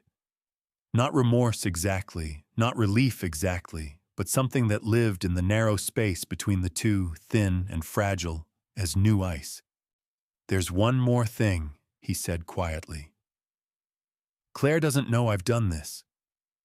When she finds out, that, I said, is something you're going to have to manage yourself. Ray's formal notification moved faster than any of us expected. Within 48 hours of Silas's proffer session, the FBI's Financial Crimes Unit had opened a preliminary investigation file, not yet a full case, but enough to trigger legal holds on Isabella's communications through Hale Pharmaceuticals' registered networks. Ray called it quietly catastrophic for Isabella's side because she wouldn't know the hold existed until she tried to move something and found it frozen. That moment of discovery, Ray said, was when people made mistakes. We didn't have to wait long. 3 days after the proffer session, Isabella called me. Her voice was warm and completely composed, which told me immediately that she didn't know about Silas. Arthur, I've arranged for Dr. Fenwick to stop by on Friday for an informal health consultation. Just a wellness check, nothing formal. Thomas mentioned you'd been having some memory issues recently. My jaw tightened. Thomas had mentioned no such thing, which meant Isabella had scripted that detail and expected me to accept it without question. That sounds very thoughtful, I said. Friday works perfectly. I ended the call and immediately texted Ray Fenwick is coming Friday. We're ready. His response came in under a minute good. I'll have 2 agents positioned. Johns Hopkins' team is on standby. Let him run his evaluation. Don't perform, just be tired and slightly confused. Not dramatic, subtle. The instructions were precise, because the trap had to be precise. Here is what we needed Dr. Fenwick to do: conduct an evaluation that he believed was legitimate produce, a written assessment supporting cognitive decline, and submit that assessment as part of the groundwork for Isabella's Article 81 petition. The moment he submitted a fraudulent medical evaluation to a New York court, he committed a crime, and every communication surrounding that submission would become evidence. What he did not know was that Dr. Helen Marsh would be reviewing every word of his assessment, and that a forensic psychiatry team from Johns Hopkins' 3 board-certified specialists, with combined experience that dwarfed Fenwick's entire career, would be providing a counter-evaluation based on the exact same observations. If Fenwick's assessment diverged materially from what 3 independent specialists observed, his credibility and his medical license would be finished. Dr. Fenwick arrived at the Hamptons house on Friday afternoon at 2 o'clock. He was 61 years old, silver-haired, with the kind of polished, reassuring bedside manner that came from years of practice, the sort of doctor who made you feel examined and cared for simultaneously. He shook my hand with a warm, 2-handed grip and introduced himself with the easy confidence of a man accustomed to being the most credentialed person in any room he entered. Mr. Miller, thank you for seeing me. Isabella speaks very highly of you. She's very kind, I said. I had dressed carefully for this. Not the sharp suit of a man in control, but slightly rumpled trousers, a shirt that was 1 button off, the reading glasses I didn't strictly need, sitting crooked on my face. Small details. the kind of details that a careful observer would note, and a less careful one would absorb subconsciously. Fenwick settled into the armchair across from me in the study, the same study where my desk still had a listening device under its lip, and opened his leather portfolio with the manner of a man beginning something routine. "I'm just going to ask you a few questions and we'll have a conversation," he said. "Nothing to be nervous about." "I'm not nervous at all," I said, and let my gaze drift to the window for just a moment too long in the way a man does when his attention slips. Fenwick noted it. I watched his pen move. For 40 minutes, I gave him exactly what he needed. Slight hesitations before certain words. A repeated question about whether we'd already covered a particular topic. A moment of apparent confusion about the date I said August when it was the first week of August, then corrected myself with a small, embarrassed laugh. Nothing dramatic, nothing theatrical. Just the quiet, granular picture of a man whose edges were softening in ways that were concerning to people who loved him. Fenwick was good at what he did. I'll grant him that. His questions were carefully structured, his manner never slipped into anything resembling agenda, and he was skilled at the kind of conversational indirection that teases out responses without appearing to push.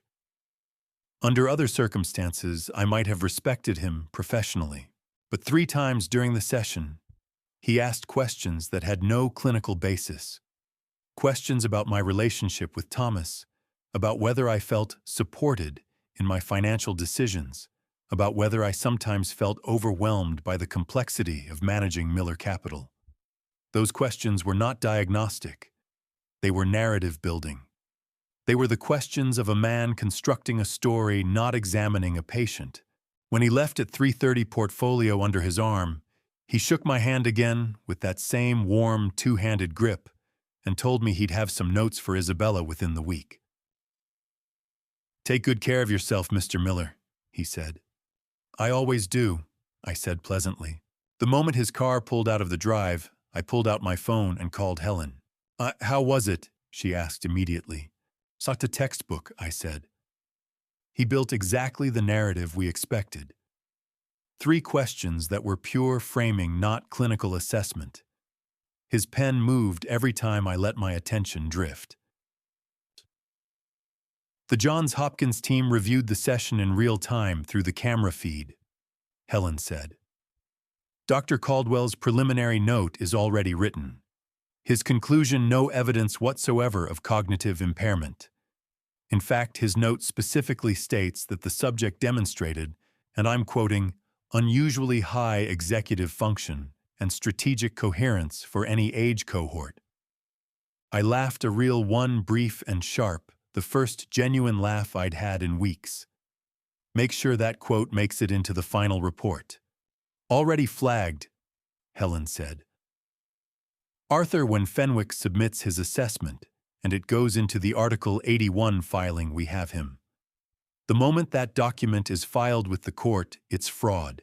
And every email, every phone call, every communication between him and Isabella building toward that filing becomes part of the evidentiary record. How long before she files, I asked. If she's moving on the schedule Silas described, she'll file within 2 weeks of receiving Fenwick's assessment, which means we have 3 weeks at most, I said. Possibly less. Arthur. Helen's voice shifted lower, more personal, the voice she used when she was speaking to me as a friend rather than a physician. How are you holding up genuinely? I sat for a moment in the quiet study, the late afternoon light falling golden across Eleanor's portrait, above the fireplace. My late wife's painted face looking out at me with that particular expression the artist had captured, steady, warm, knowing, the exact expression she had worn in life when she understood something I hadn't yet caught up to. I'm tired, I said honestly, but I'm not done. Good, Helen said. Because James called me an hour ago. He's finalized the new will and the charitable trust documents. Everything is in place. My heart rate shifted, not with anxiety, but with the particular deep-seated steadiness of a man who has spent weeks building something and can now see the outline of what it will become. "Then we're ready," I said. "Almost," Helen said. "There's one piece James said you'd want to handle personally before the dinner. Something about a letter. He said you'd know what he meant." I looked at Eleanor's portrait for a long moment. Her steady painted eyes, the knowing expression. "Yes," I said softly. "I know exactly what he means." And for the first time in months, I felt something shift in my chest. Not the crack of heartbreak or the cold weight of anger, but something quieter and more permanent. The feeling of a man who has finally stopped running from what is coming and started walking directly toward it. 3 weeks, maybe less. It was time to set the table. James came to the Midtown apartment on a Thursday morning in the middle of August, carrying a leather briefcase that I knew from 22 years of working with him contained something significant. He set it on the kitchen table, accepted the coffee I offered without comment, and sat down with the particular posture of a man who has prepared very carefully for a conversation he knows will not be easy. "Before we go through the documents," he said, "I want to ask you something directly." "Go ahead." Are you certain?" He held my gaze without blinking. "Once this trust is executed and the will is filed, there is no reversing the charitable transfer. The assets move to the foundation permanently. Miller Capital, the Hamptons property, the Midtown holdings, all of it restructured, all of it outside the reach of any Article 81 petition, any guardianship filing, any claim Isabella or anyone else might make." He paused. "You've spent 40 years building this. I need to know you're certain." I looked at him for a moment. Through the window behind him, Manhattan moved in its relentless way, traffic glass, the distant sound of sirens going somewhere urgent. "James," I said, "the only thing I've spent 40 years building that actually matters is sitting in a nursery in the Hamptons taking a nap right now. Everything else is numbers." James held my gaze for one more beat. Then he opened the briefcase. For the next 90 minutes, he walked me through every document. The Irrevocable Charitable Trust, formally named the Eleanor Miller Children's Heart Foundation in honor of my late wife, who had volunteered at a pediatric cardiac unit for 11 years before her illness took that from her. The new will restructured entirely, leaving the majority of Miller Capital's assets to the foundation and a contingent bequest to Thomas, an amount sufficient to clear his $400,000 debt and establish a modest but comfortable life, contingent on his cooperation with federal investigators and his completion of financial counseling.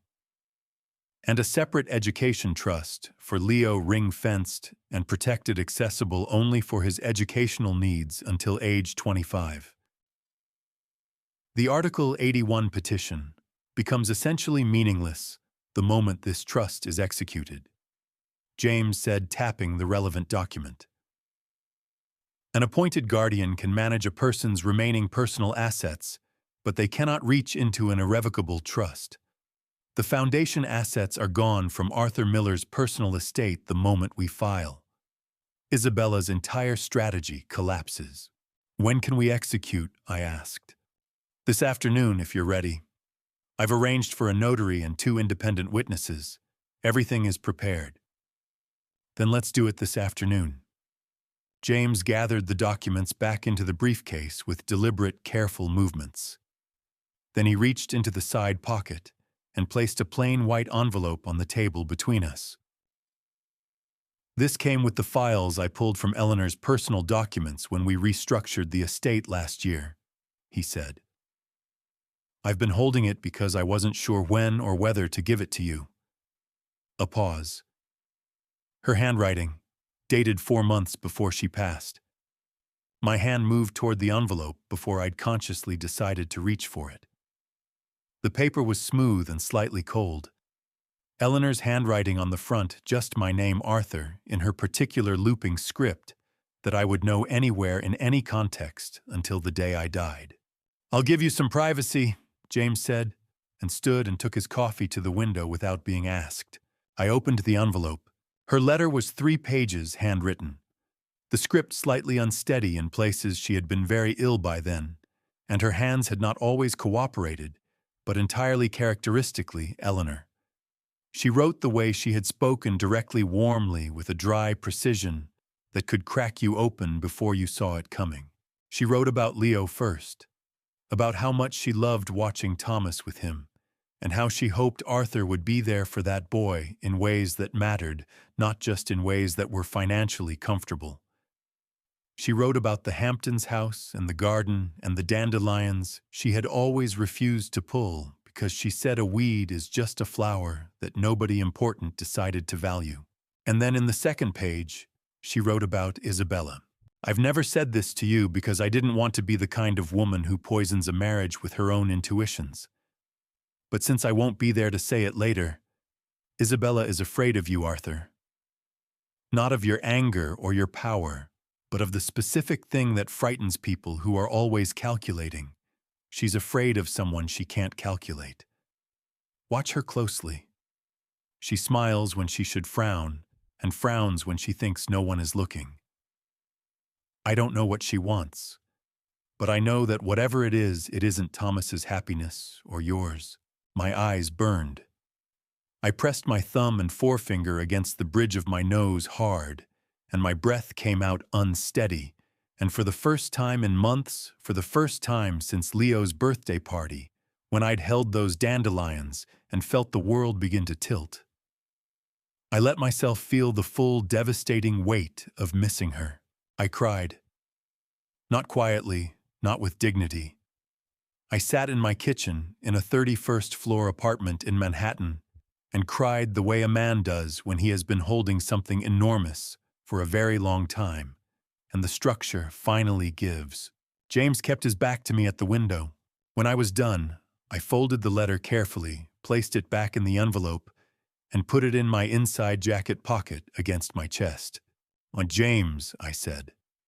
My voice was rough but steady. He turned around. His eyes were slightly bright, which he dealt with by straightening his tie unnecessarily. "Let's execute the trust," I said, "and then I have a dinner party to plan." The charitable trust was executed at 4:17 that same Thursday afternoon. James filed the documents with the New York Surrogates Court the following morning. A routine filing, nothing flagged, nothing unusual on its face. To anyone examining the public record, it looked like an elderly man updating his estate plan, the kind of thing that happened 1,000 times a week in Manhattan. What it actually was, as James had explained it to me with the quiet satisfaction of a man who loves good architecture, was a wall 20 feet thick and completely invisible until you walked directly into it. I gave myself exactly 1 day to feel the full weight of what I had done. Then I called Ray. "The trust is filed," I told him. "Good." His voice carried that focused, forward-leaning energy of a man nearing the end of a long operation. The FBI's hold on Isabella's Hale Pharmaceuticals communications has turned up 3 additional emails. She and Marcus Hale discussed the compound sourcing directly, not through intermediaries. Those emails, combined with Silas's proffer testimony, give us a direct evidentiary chain from Hale's facility to your bloodstream. My stomach turned, but I kept my voice even. "What's the timeline on charges?" "The prosecutor I've been working with wants the confrontation dinner to happen first. He wants to see how Isabella responds when cornered, whether she tries to destroy evidence, whether she contacts Hale or Webb. Her behavior in the 48 hours after the dinner will inform how he structures the charges." Ray paused. "Arthur, we need to set a date." "Saturday, September 6th, I said. "The Hamptons house. I'll invite them as a family dinner. Thomas's involvement, the estate restructuring, I'll frame it as an important family discussion. Something they won't want to miss. And Marcus Hale, I had thought about this carefully. Separate invitation, I'll tell him I want to discuss a potential investment partnership. He'll come. A brief silence. Then Ray made a sound that might have been the closest thing to a laugh he permitted himself during an active investigation. You're inviting the man who supplied the poison to the dinner where you exposed the poisoning. I find that symmetry satisfying, I said. So do I, Ray admitted. I'll coordinate with the prosecutor's office. We'll have agents positioned outside, not visible but close. Recording equipment will be in place through the existing devices in the study and the dining room. And Arthur, his voice dropped slightly. Derek Webb has been located. He's under surveillance as of yesterday. He won't be a factor on the night. The relief that moved through me at those words was so complete it left me briefly lightheaded. Thank you, Ray. Don't thank me yet, he said. Thank me when it's over. I wrote the invitations by hand. There was something deliberate about that choice.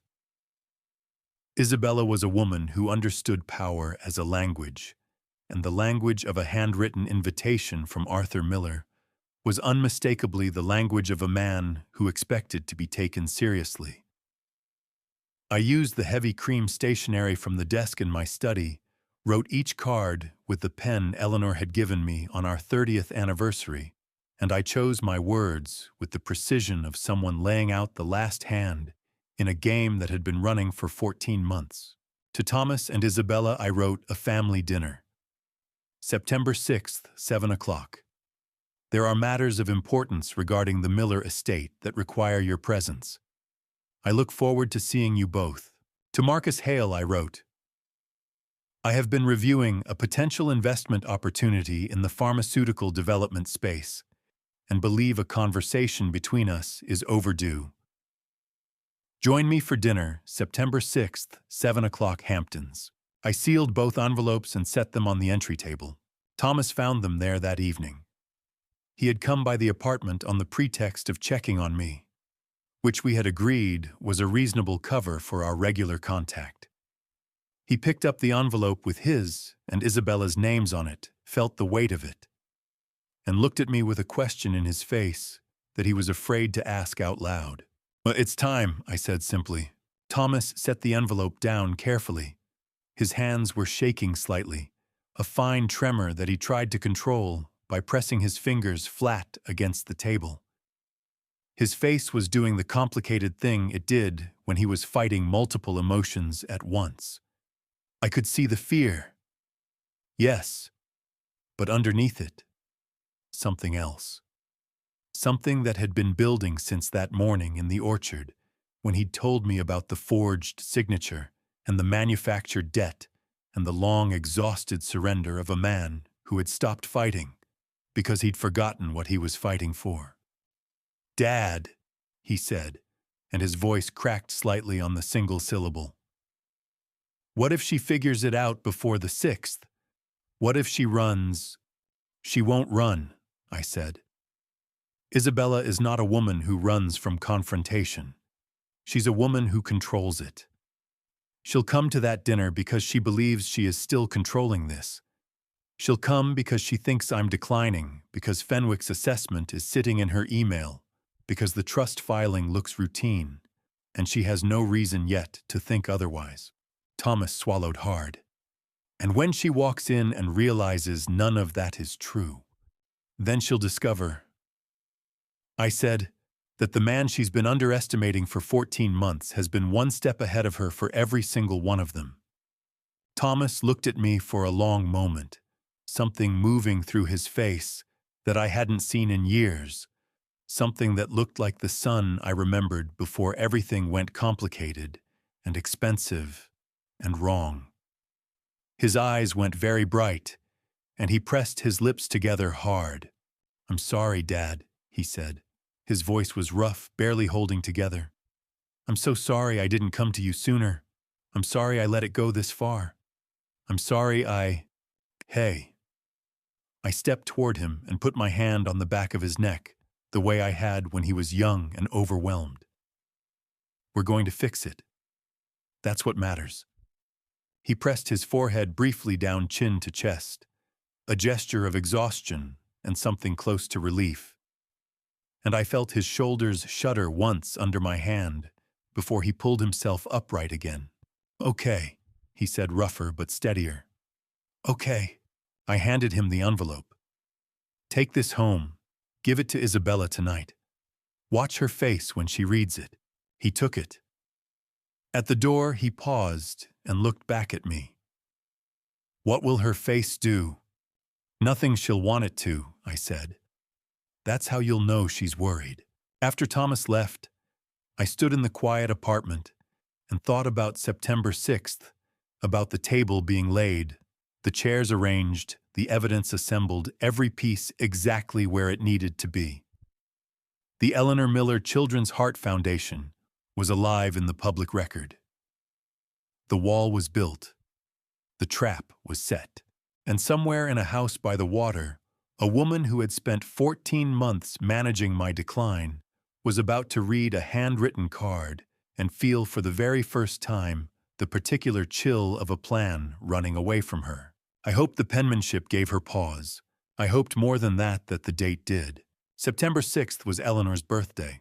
September 6th arrived the way Eleanor's birthdays always had, quietly, with a kind of golden afternoon light that turned everything it touched into something worth looking at twice.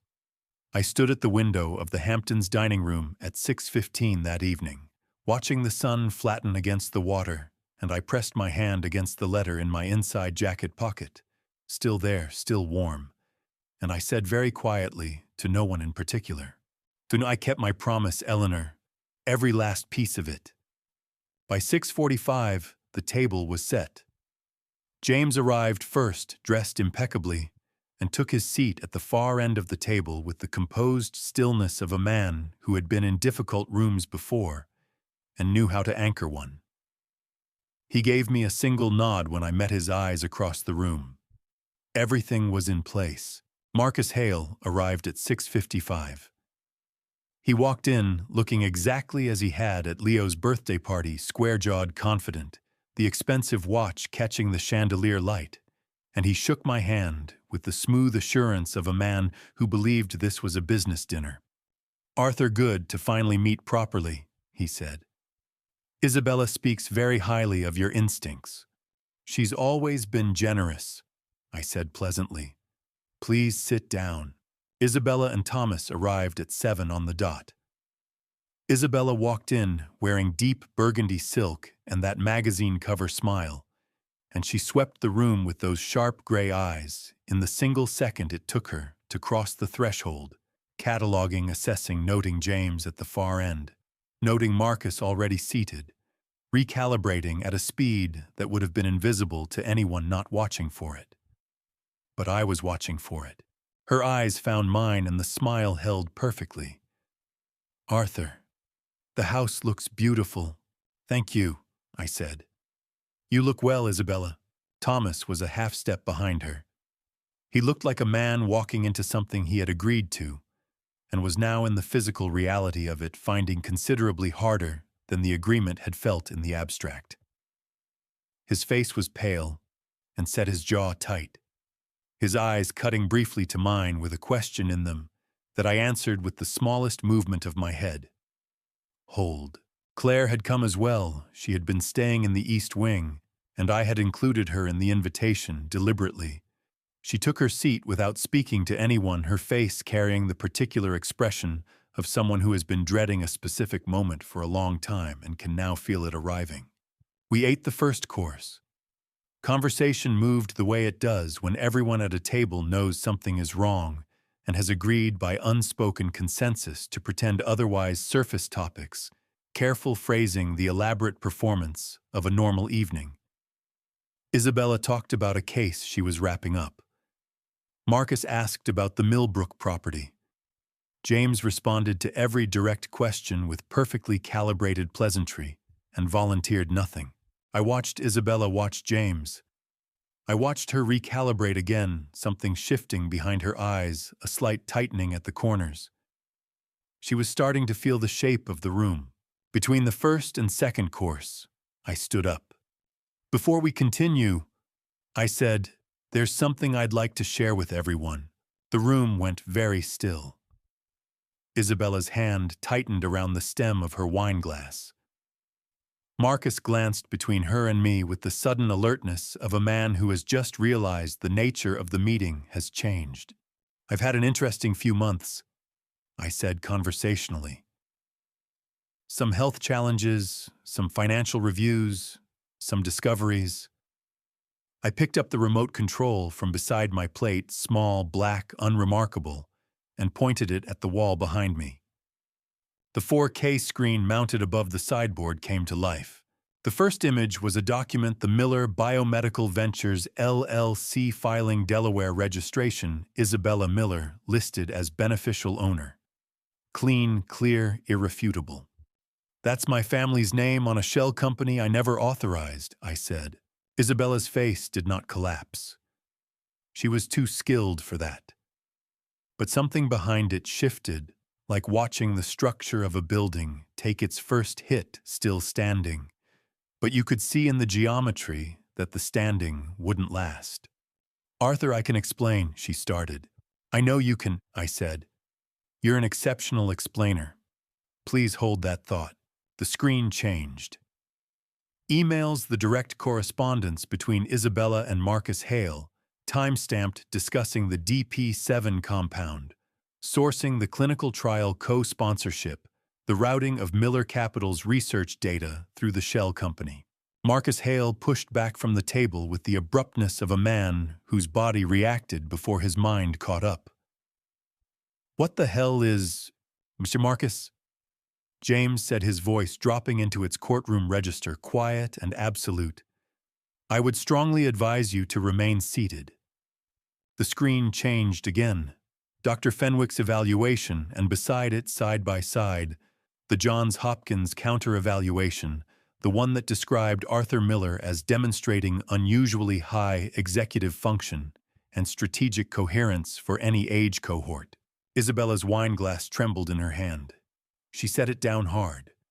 "And this," I said, "is perhaps the most important one." The screen showed 2 DNA reports, side by side. The first, Thomas Miller paternal DNA profile. The second, Leo's profile.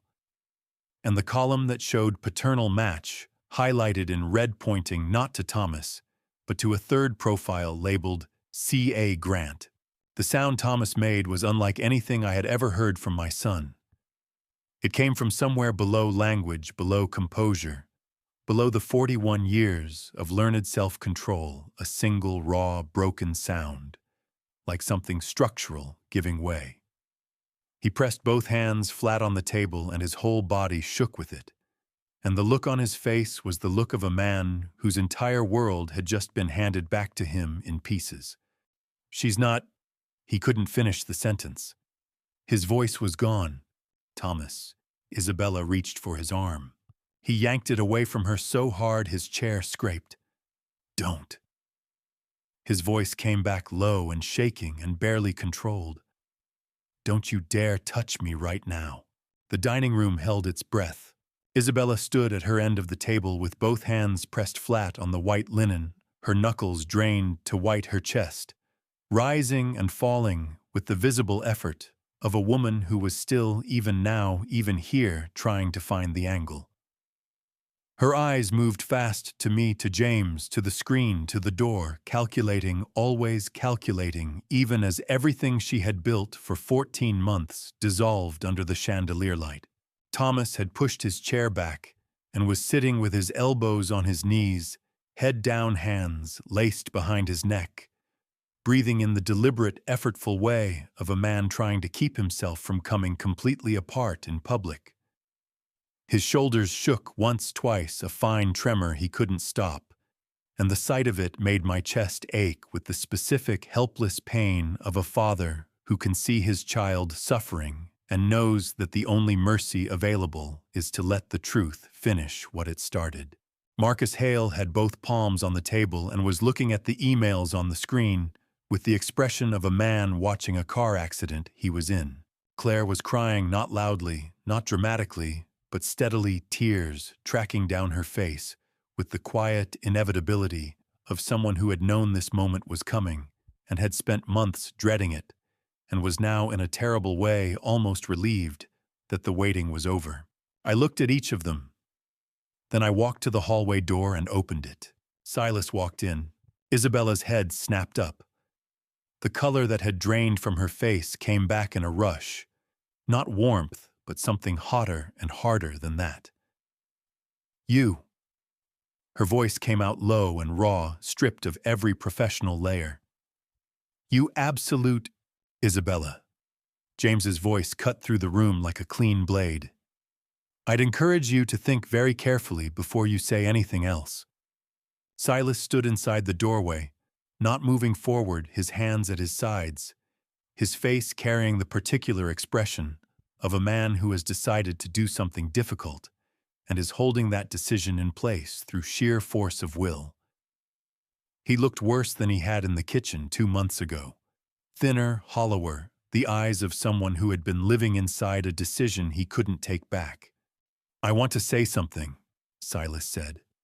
His voice was rough but steady. "To Thomas. Directly." Thomas lifted his head from his hands.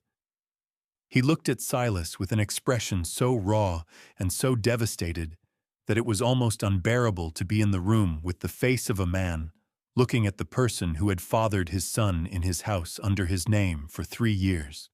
"Say it then," Thomas said.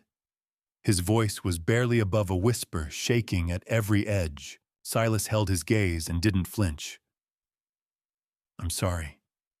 I know that doesn't mean anything. I know there's nothing I can say that changes what I did to you or to your father or to—" His voice cracked briefly.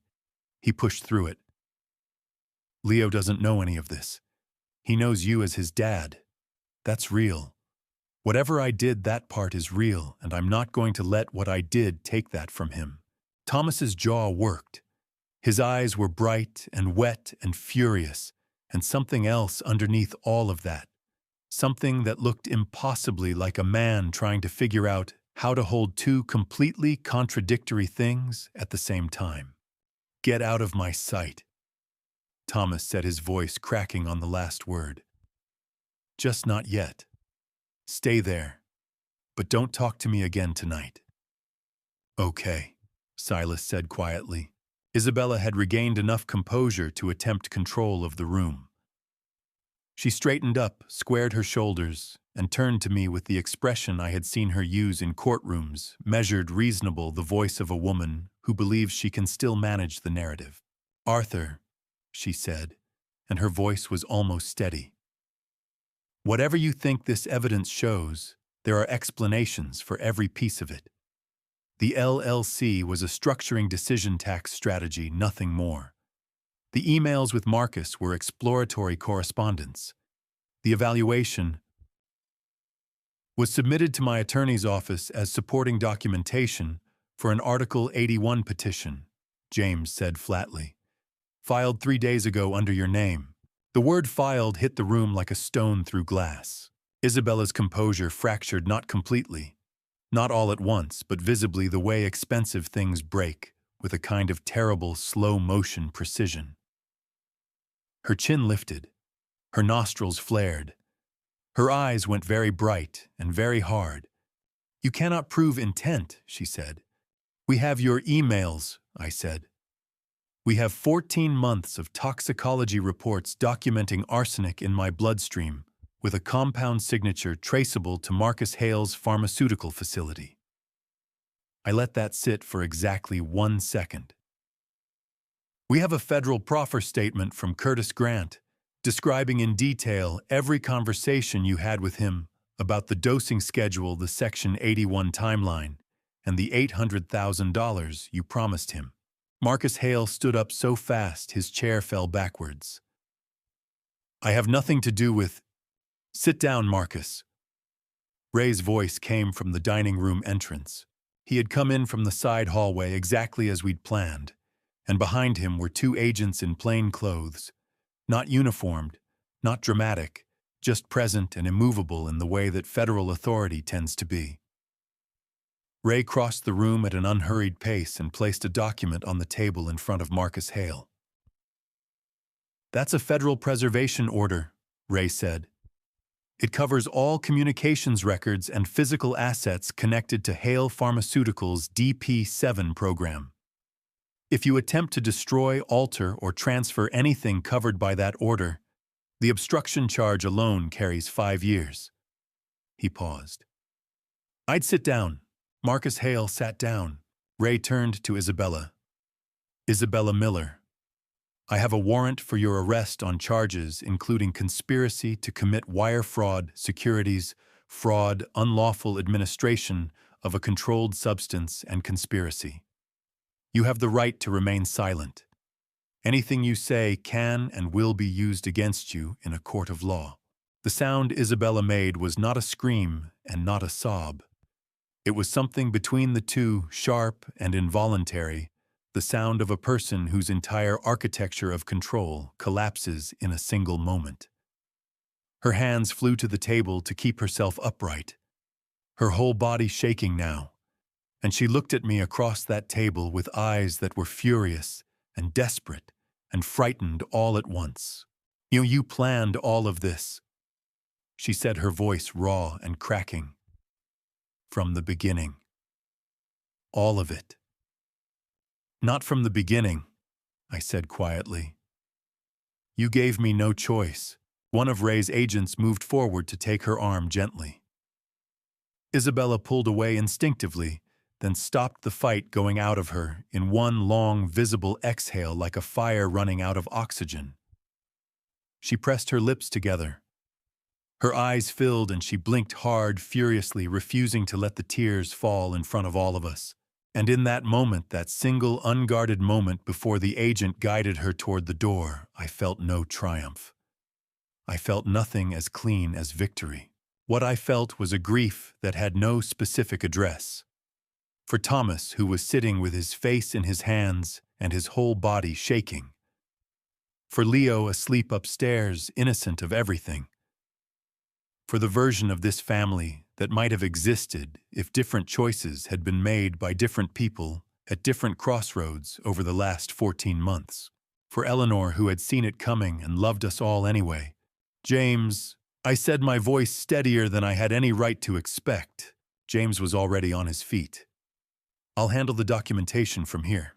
Thomas lifted his head from his hands and looked at me. His face wet, his eyes hollowed out the expression of a man standing in the wreckage of something, and not yet sure what to do with his hands. Dad, he said hoarsely, what happens now? I crossed to him and put my hand on his shoulder. Now, I said, we figure out who we are on the other side of this. By 10 o'clock that night, the house had emptied of everyone except Thomas and me. Ray had left with his agents and with Isabella. Marcus Hale had been escorted to a separate vehicle for questioning at the federal field office in Manhattan. Not arrested, not yet, but the preservation order made clear that his options were narrowing by the hour. James had packed his documents with characteristic efficiency and pressed my hand at the door with both of his, the way he had at Eleanor's funeral, saying more with that gesture than most men could manage in a paragraph. Claire had gone upstairs without a word to anyone, and I had heard her door close then, 20 minutes later, the sound of her crying through the ceiling. Not the quiet, steady tears from the dining room, but the harder, uglier kind, the kind that comes when a person finally stops managing their own grief and lets it have them. I found Thomas in the kitchen. He was sitting at the island, with both hands wrapped around a glass of water he hadn't drunk, staring at the surface of it, like he was looking for something in the reflection.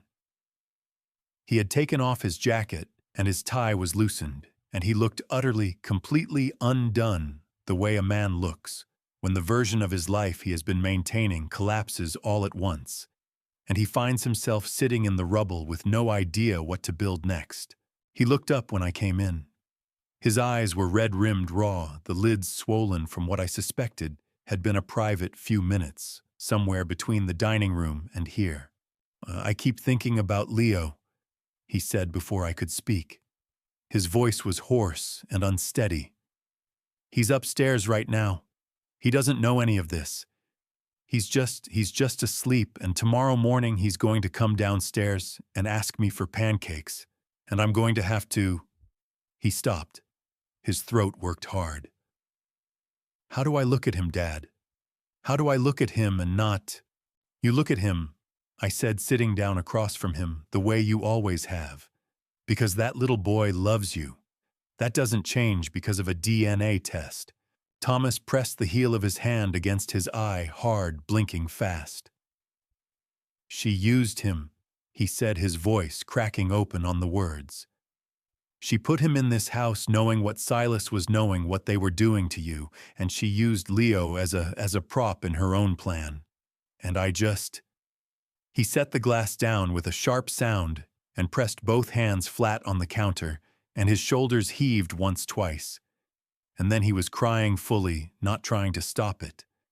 His whole body shaking with it, the kind of grief that comes from the bottom of a man who has been holding everything together with his bare hands for too long. I let him. I didn't reach for him immediately. I let him have the full weight of it, because some grief needs to be felt completely before you can move through it.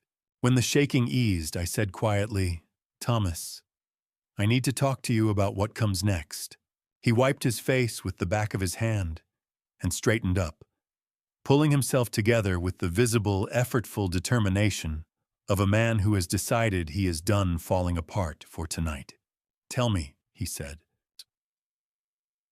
"Ray needs your full cooperation. Testimony, documentation, everything you know about the Hale deal and the debt Isabella used to control you. In exchange, the prosecutor's office will take your cooperation into account. You won't face charges." I paused. "James has structured the contingent bequest. 400,000 enough to clear your debt and start clean. But it's conditional on your cooperation being complete and documented." Thomas nodded slowly. "And Leo." This was the part I had prepared for most carefully. "I've spoken with James and a family court attorney. Given Claire's knowledge of the poisoning and her failure to report it, there is a viable theory of child endangerment that the court can act on.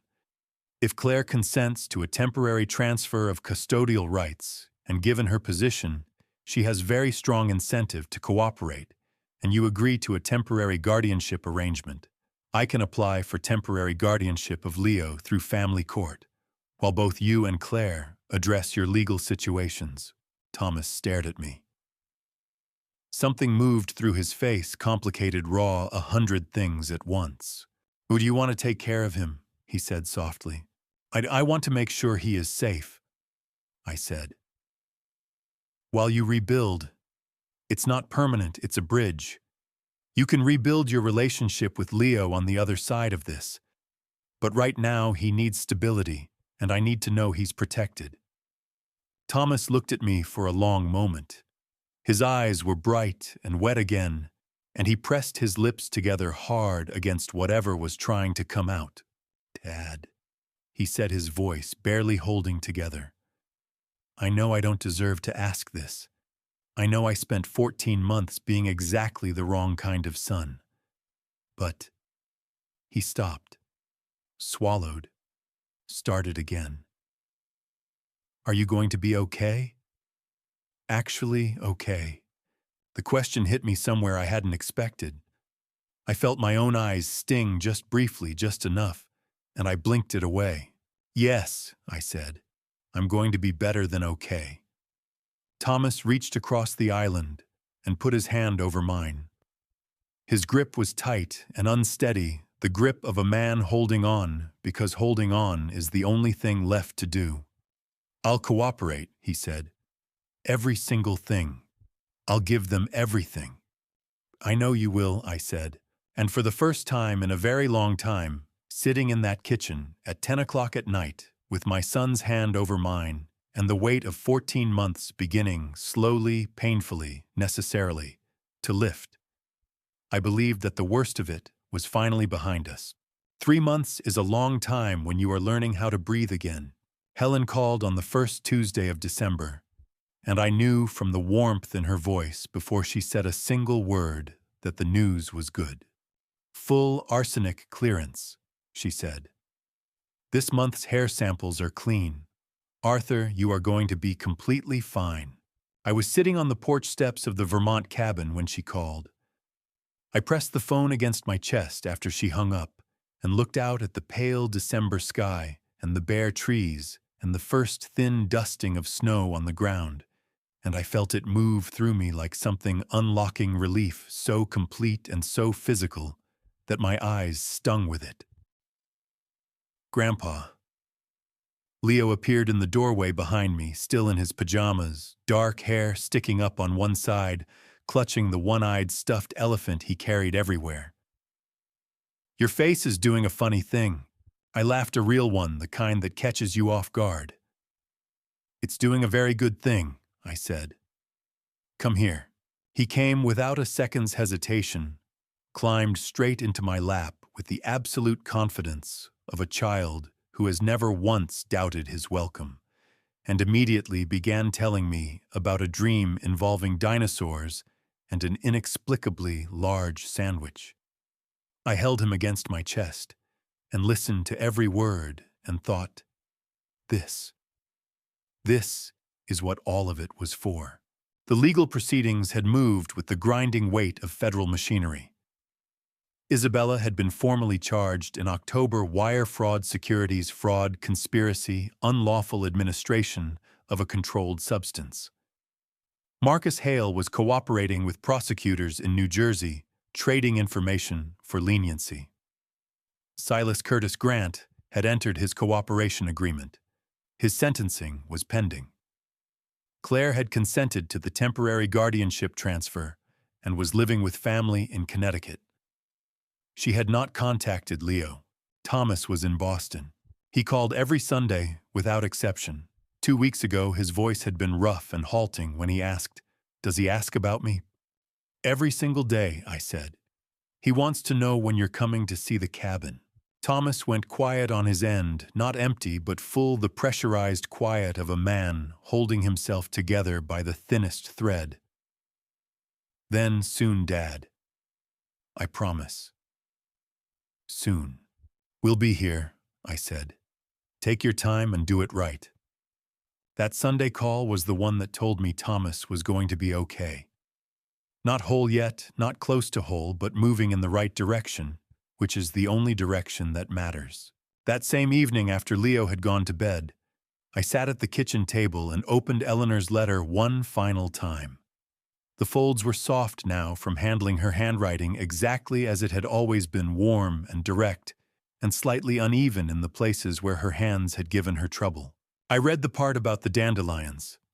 A weed is just a flower that nobody important decided to value. I'm teaching him that, I said quietly to the empty kitchen. He already knows it better than most adults.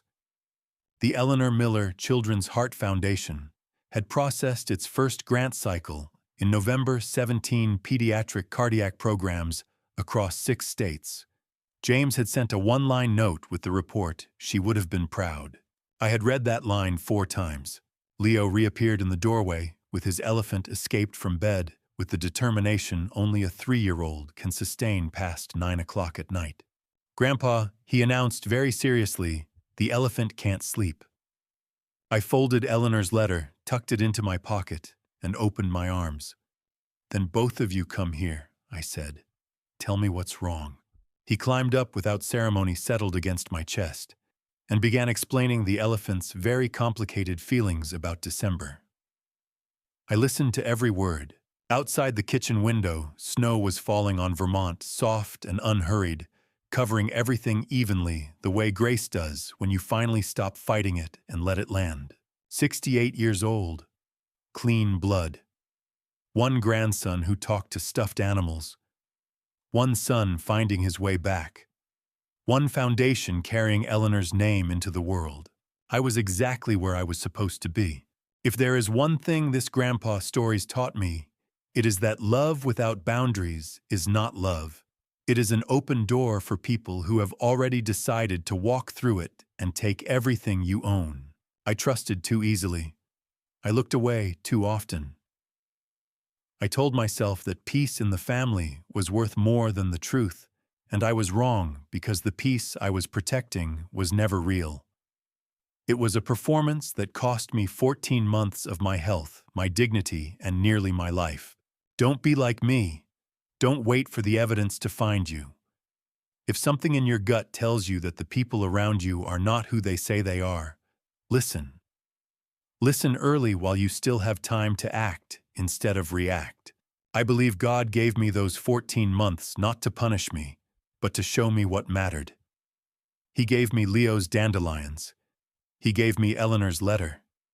He gave me just enough time to build a wall before the flood arrived.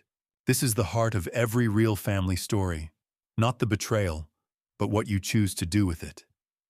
You can collapse or you can build something better from the wreckage.